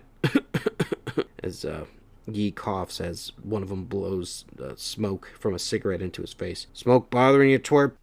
Smoking's bad for you. Better toughen up, kid. The whole city's bad for you. Speaking of the city, you remember a scumbag named Joe Hades? Yeah, unfortunately I do. Old mob boss from my late friends and I banged heads with more than once, before the Foot Clan took him down and his crew. Why? Well, word's out that he's not so down anymore. Matter of fact, he's back in the city and looking to get his hand on his old operations and get it up and running again. We just left the Purple Dragons. They've got a new guy in charge trying to do the same thing. Yeah, we know Jigsaw. Punk's a threat, sure, but he's no Joe Hades, and the Dragons ain't a mafia. That's not by a long shot. Okay, no more freebies, partner. Where's our stash, Mrs. Jones? Yep, supposed to be the best in town, as he opens up a box of donuts, powdered donuts. We'll be the judges of that, and wait a sec, this ain't right. Nothing but powdered in here. Where's the chocolate glaze I asked for? Don't ask me. You're getting what I got. Now, the kids and I are on the clock, so... Yeah, partner, on it. Word of advice. Keep the contents away from open flames and sparks until you're ready to use them. And whatever you do, don't ask where we got them. It says O'Neill on it and a post-it note. Hands it to him. You should know by now, Detective Miller. I never do. I thought the police were supposed to be heroes. That's what Yi said Moja. That's what I thought. But those yucky men weren't heroes. They were an unfortunate necessity, kiddo. I don't expect you to understand right now, but someday you will. And all I need to know is that cops are human. Some are good, some not so much. All I know is those old dudes needed a breath mint, not donuts, says Uno. Chocolate, says Odyn, who may have actually eaten all the chocolate donuts. Heroes, back to Kevin Eastman art style. They come far and far between, but somehow in my long, strange, blessed life, I've always been surrounded by them. My wonderful mom, the love of my life, Casey Jones, Master Splinter, and the Turtles. The brothers and father I never had, my baby and my grandbabies. Always there for me, always around me, always protecting me, always. And the main reason I couldn't skip the black market run today, even if that meant bringing my grandkids out into the big, scary, beautiful city for the first time. You guessed it, heroes. Back to the Escorza style. When Baxter Stockman destroyed our headquarters with his Mauser bombs way back when, it was the surviving Splinter Strikers who dug me out of the rubble and saved my life. And as I was soon to learn in the hospital, the life of my unborn baby as well. We see a doctor who's kind of leaning over. Could be a doctor. It's a man with a beard leaning over her. And throughout my recovery, one person was always there, lifting me up, cheering me on. Commander Avalone. Former Marine and former New York City cop, Commander Avalone left a comfortable and hard-earned retirement to be one of the first to join Splinter Strikers. Even before Hiroto brought the dark times, the New York Commander Avalone knew was the worst threats to the city were. You see he's tied up some purple dragons. And who its best defenders were, showing him with the turtles. And when those dark times did arrive, it was Commander Avalone who helped me turn what was left of Splinter Strikers into the rock-bottom resistance. We see a toddler, Casey Marie Jones, in the back as they're doing strategy in a meeting, a markedly younger April. In time, the resistance grew, as did our responsibilities as its leaders. But one thing never changed. Commander Avalone was always loyally by my side, as he grays in the beard and hair a little bit. Ally, mentor, friend, hero. Now we see him and he's got a completely gray beard. Back to the Ben Bishop art style. There you are. I was starting to worry you weren't going to make it. Sorry we're late, Commander. There's no way in the world I'd miss this. But my +1 had to be changed up a bit last second. I see. Looks like a +4 made it. Little ninjas I heard so much about. Sergeant Uno reporting for duty, sir. A ninja and a soldier. Color me impressed. Well, come on in. We see that there's a party going on with some red balloons, and it says on the TV screen, "Happy retirement, Commander." The party's just getting started. They got way cooler stuff here than even Tinker 2 had. Look at all the food, says Odyn. Sergeant Uno? Seriously? Says Moja. Whatever, says Uno. And here's the man of the hour and his lovely wife. Look who's come to see you take up full command of the resistance, Commander Zarazaga. Ha! Pretty sure they're here to celebrate your retirement, sir. Hi, April. Oh, wow, these must be Casey Marie's little turtle ninjas. Yep, guilty as charged, as Uno salutes again. Allow me to introduce Uno, Moja, Odyn, and Yi. We've heard so much about you kids and from your proud grandmother and mama. Feels like I already know you, she says. Do you know I like to fix things? Says Yi. I sure do, just like me, except I fix people. I'm Lieutenant Ziragaga, but everyone calls me Doc. Speaking of which, Casey Marie, what's she up to today? On a date with Officer Wantabi, if you can believe it. About darn time. Roger that. I don't think that's such a good idea, big guy. April takes a drink and looks on. But I'm really thirsty. I hear you, but that bowl's full of special punch for the grown-ups, says one of the resistance fighters. That's okay, I'm almost 13 now. Okay, kiddo, why don't we take the good sergeant's advice and get from your other punch bowl? Okay, Grammy April, says Odyn as she dumps the ladle of spiked punch back in. Thanks, Mrs. Jones. Check him out. Little dude's already done 25 pull-ups. He hasn't even broken a sweat. Hold on, can turtles even sweat? Says two of the resistance people as they're watching him. He's trying to impress everybody. Wait till you see how many push-ups I can do. You look like you're jamming out, says one of them. What do you got on your deck, kid? It's 9 Inch Nails and Joy Division mixtape. Classic! Well, looks like the young warriors are having some fun together. Be nice if that's all they ever had to worry about. Having fun. Speaking of, what are your plans for retirement, Commander? Nothing specific other than lots of reading and lots of slipper wearing. I'm sick to death of combat boots. How about you? Seems like your daughter's got a good grip on all the ninja stuff. Be good time for you to slow down too. Maybe, but being a grandma keeps me hoping most days, so I'm not sure if slowing down is an option yet. I have thought about doing some writing, though. Maybe just a journal to start to see where it goes. But first, I'm going to send you off with a bang, my friend. As we see, the package that she had gotten from the Purple Dragons is actually an assortment of fireworks. A lost day. That's what my husband used to call days like this today. Days when we could step away from all the craziness and violence that seemed to constantly surround us. We see that Jiro and Casey Marie are on their date walking with coffees. Days when we could step away from all the craziness and violence that seemed to constantly surround us and just get lost in each other. So, you think we can do this again, Casey? I mean, hang out? To be normal for a little while. I really like that, Jiro. Me too, he says, to be happy. I miss my beloved husband so much. Check it out. Whoa, it's crazy beautiful. But I know he's looking down on me, and he sees that I've kept our tradition alive for our family. Yeah, I couldn't agree more, as they say, looking up at the fireworks. And then we see the turtles in April watching. Looks like Uno is throwing out the fireworks, and just they're kind of enjoying it, and everybody kind of sees it. April's standing there, and everybody's smiling, because today was definitely a lost day, the very best kind. And that's the end of the Lost Day special. The Last Ronin, The Lost Years, Issue 5. Written by Kevin Eastman and Tom Waltz. Then, pencils by S.L. Gallant. Inks by Maria Keene. Now, pencils and inks by Ben Bishop. Splinter's Journal by Kevin Eastman. Colorist, Luis Antonio Delgado. Letterer, Sean Lee.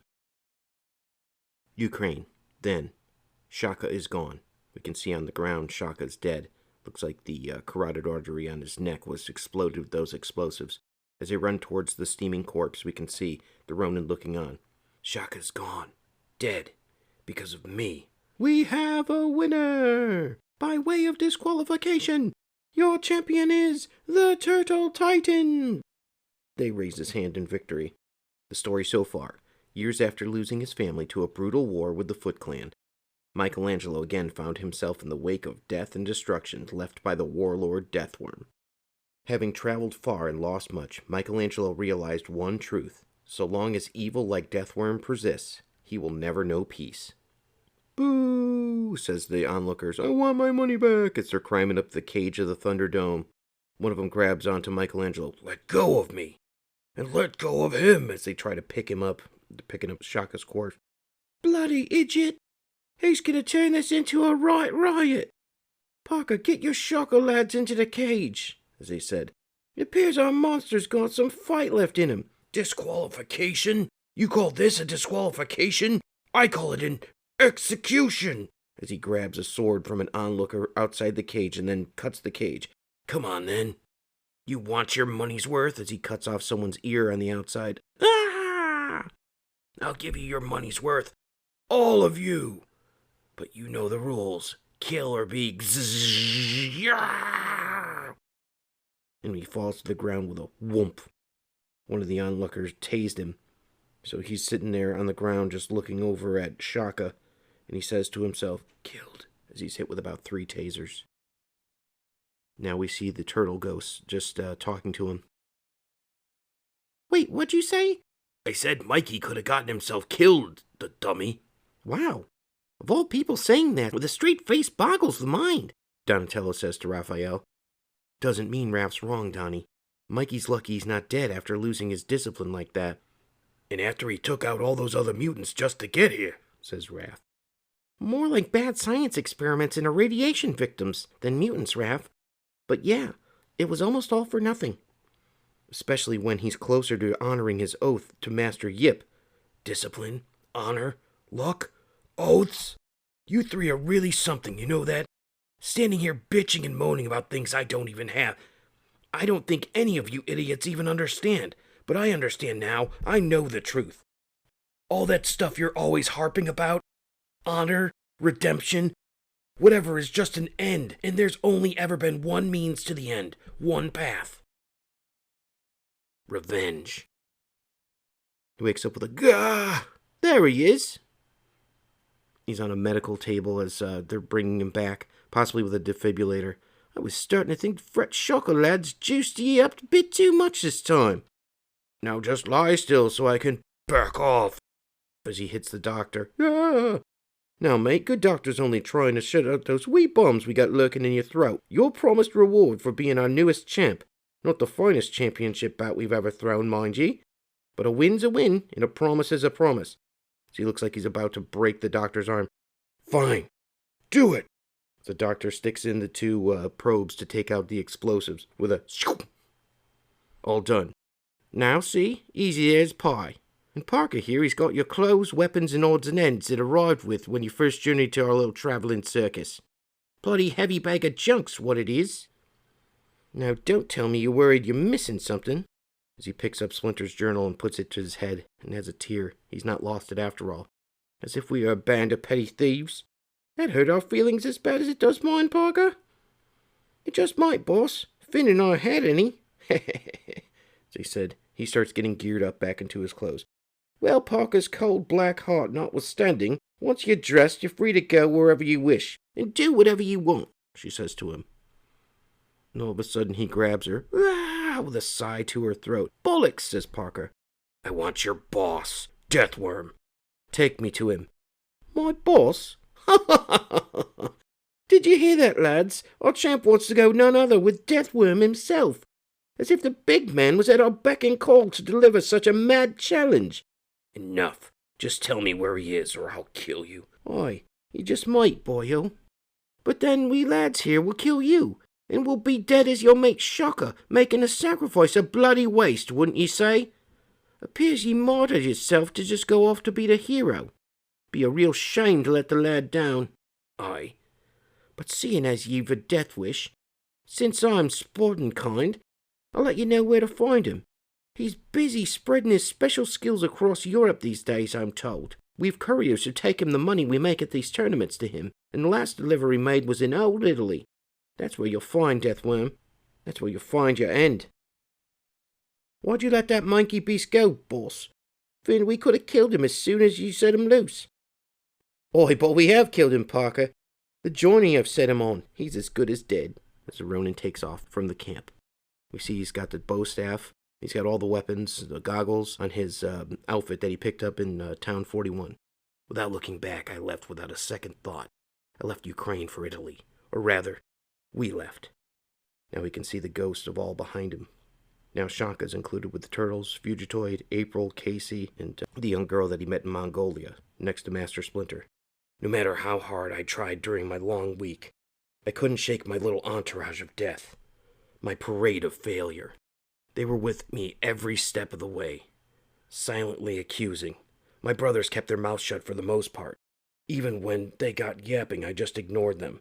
We can see now that he's walking through Europe. He's crossed some bridges. There's flying cars around, too, very futuristic. He hops on a freighter. I was hearing the only words that mattered to me now, echoing over and over inside my head. Not any words my father ever said, or Master Yip, or my brothers. At least none ever said out loud. We see he's made it to Italy. But Boss Finn did. She never hid her words behind innuendo. She said them like they were the truth that they are, the only truth I've known as far back as I can remember. My family's truth. My truth. Kill or be killed. We see that he's made it. The turtle ghosts are behind him as he looks on to the Roman Colosseum. Whoa! Deathworms hold up in the Roman Colosseum? Makes a kinda twisted sense if you think about it. And thinking's what we should be doing right now. That place is bound to be crawling with Deathworm's thugs. No way to just waltz inside. What's the plan, Mikey? There you go with that we stuff again, Leo. There's only one plan, the same plan we've had for the last 15 years. You three stand around running your mouths, while I take care of business. I know my brothers mean well, but they're dead as doornails, which means they're no good to me right now. Me? I'm not dead. I'm not a doornail. I'm a ninja, as he takes out his grappling hook and starts swinging it to climb up. And if I expect to stay alive long enough to face Deathworm, I better get busy acting like one, as he climbs up vertically onto the Colosseum. Damn! As he looks onto the Colosseum, he can see it's a training center. Looks like there's hand-to-hand combat, ninja combat, and people doing drills with guns. Dead or not, Leo was right. This place is roach-infested.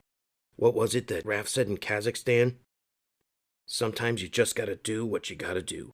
As he takes out 3 gas bombs. Simple as that. As he throws them in and just dives in. To fumigate some annoying bugs. The gas, there's smoke. What the? Says one of them. All training in sort of karate geese. Smoke? Who the hell? Me. Fumigate and exterminate. And he just starts slashing away and stabbing people with the sais. Where is he? Here. Stab someone in the back of the head. But I'm not here for any of you, as he says, just cutting an absolute swath through these people. I'm here for your boss's head. Nothing else. Stabbing another one and another. But if you stand in my way, I'll gladly take yours too, as he does actually take someone's head. Enough, says a voice. That voice, booming, commanding, and Mongolian. All of you move aside. He's mine. Finally, as he jumps onto him, there's a man with sort of a slicked back haircut with a ponytail, wearing an open jacket. He's got knives on a belt around his chest and sort of a circular, looks like a weight belt. And some knee pads that match it. Almost looks like a lower part of a samurai armor. And on his chest is a big Deathworm tattoo. He dives towards the Ronin. After all this time, after so many deaths, time to honor my oath. He slashes him in the back, and the man falls down and grabs his leg a little bit. It's time to end this. He's big, strong. Can't let him get a hold of me. Kill you. Keep him at a distance. On his heels. He throws Raph's sai, and it catches him right in the forehead. The man falls down with a whoomph. Wait. What? Too easy. Yes, It was, as someone cracks him on the head behind him as he drops his sword. How many times did I tell Kerrang that charging like a feral beast would be the end of him? Who? Countless times. No way. You're Deathworm? Yes, it is what I am called, Ogoko Kokori, my birth tongue. But do not be deceived by appearances. We see a man who looks like kind of a Mongolian monk in a blue kimono sort of outfit with just a traditional Mongolian hat holding a staff. The name is well earned, as he hits the Ronin upside the face with his staff and knocks him down. And I know who you are. Stupid Mike. Or rather, what you are. One of those wasteland monsters. Gah, as he actually snaps the staff over the top of his head. Real stupid. His head's now bleeding. Escaped Boss Finn's Travelly Circus, did you? Didn't escape. I'm champion. Kept the big clumsy oaf at a distance, but let this sneaky twerp streak right in. Champion, you say? You survived all that, earned your freedom, and chose to come here? Why would you do something so foolish? Revenge for Shaka. For Garel. Head spinning, legs shaking. For Hokkaido. Hokkaido? So that was you. I do vaguely recall those idiots I sent up that mountain. The few who survived your slaughter claiming they'd been attacked by a green monster. I believe they even pursued you for a time.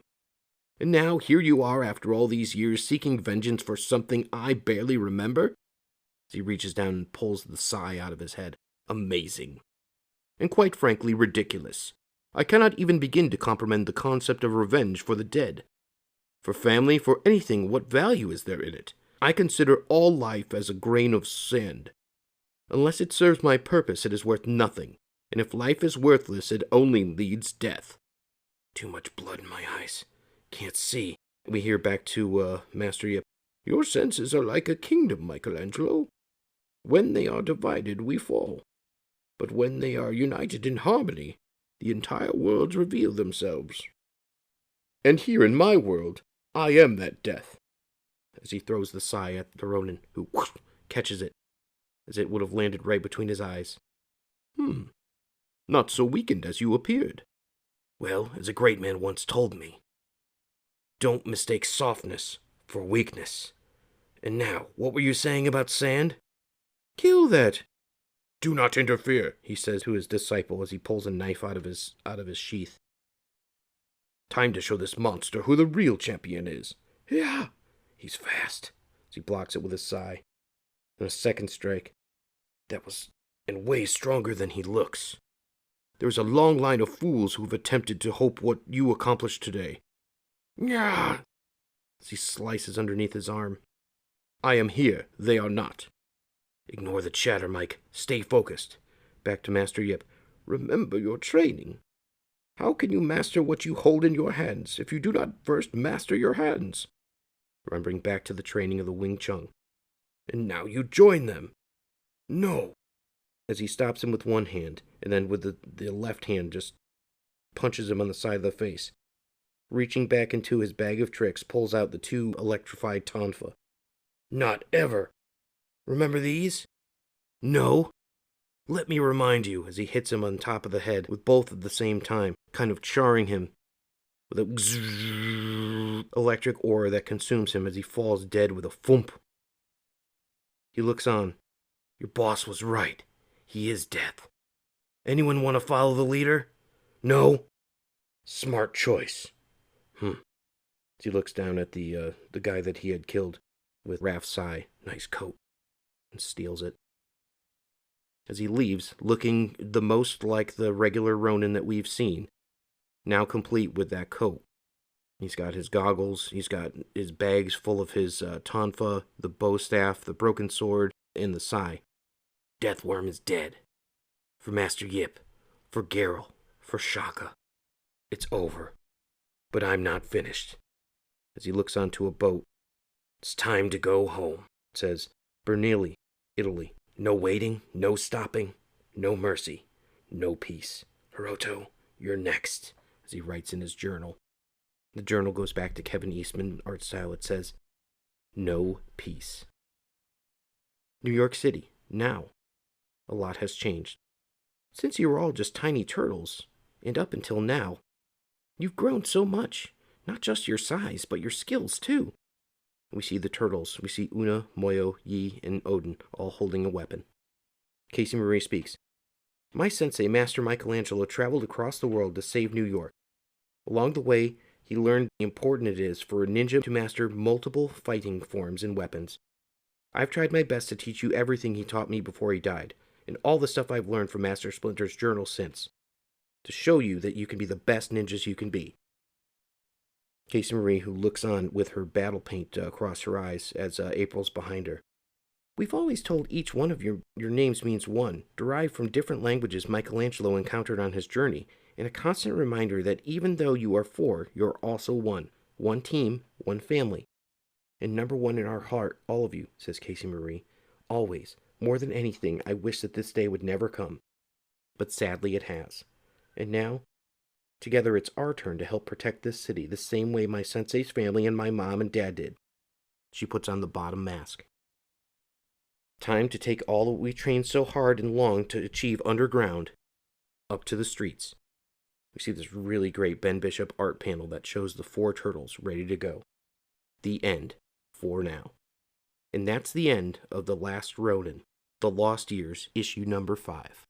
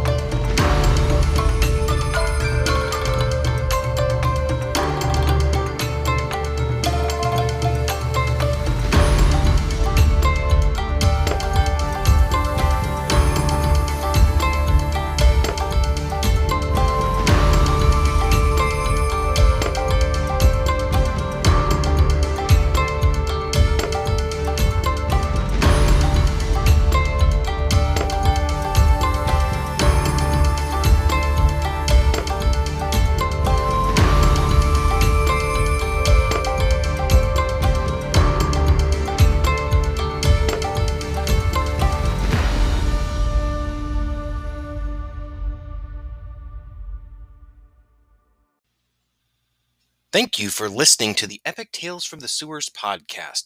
The Teenage Mutant Ninja Turtles were created by Kevin Eastman and Peter Laird. This podcast has no affiliation with Eastman, Laird, Mirage Studios, IDW Studios, Archie Comics, or Nickelodeon Studios. This podcast is a member of the Dorkening Podcast Network. Check out thedorkening.com for other podcasts. Epic Tales from the Sewers is recorded by Justin Cooper and Eric Will.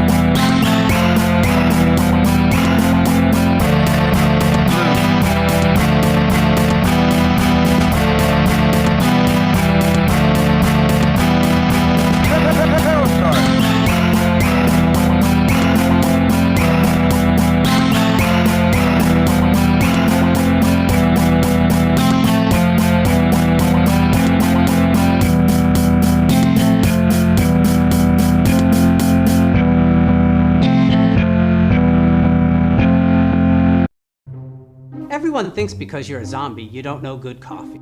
Well, they're wrong. We have very active lifestyles. It's not all wandering the countryside aimlessly or scaring passing motorists. And we all love a good cup of joe. And there's only one brew that gets my seal of approval. Deadly Grounds coffee is my guilty pleasure. Bold, robust, delicious. It's coffee that can wake the dead. With over a dozen different roasts and flavors, Deadly Grounds can satisfy the most finicky of coffee addicts. The aroma is so intoxicating. It brings all of my neighbors out of the woodwork. Deadly Grounds coffee. Coffee to die for and zombie approved. It's good to get a little deadly.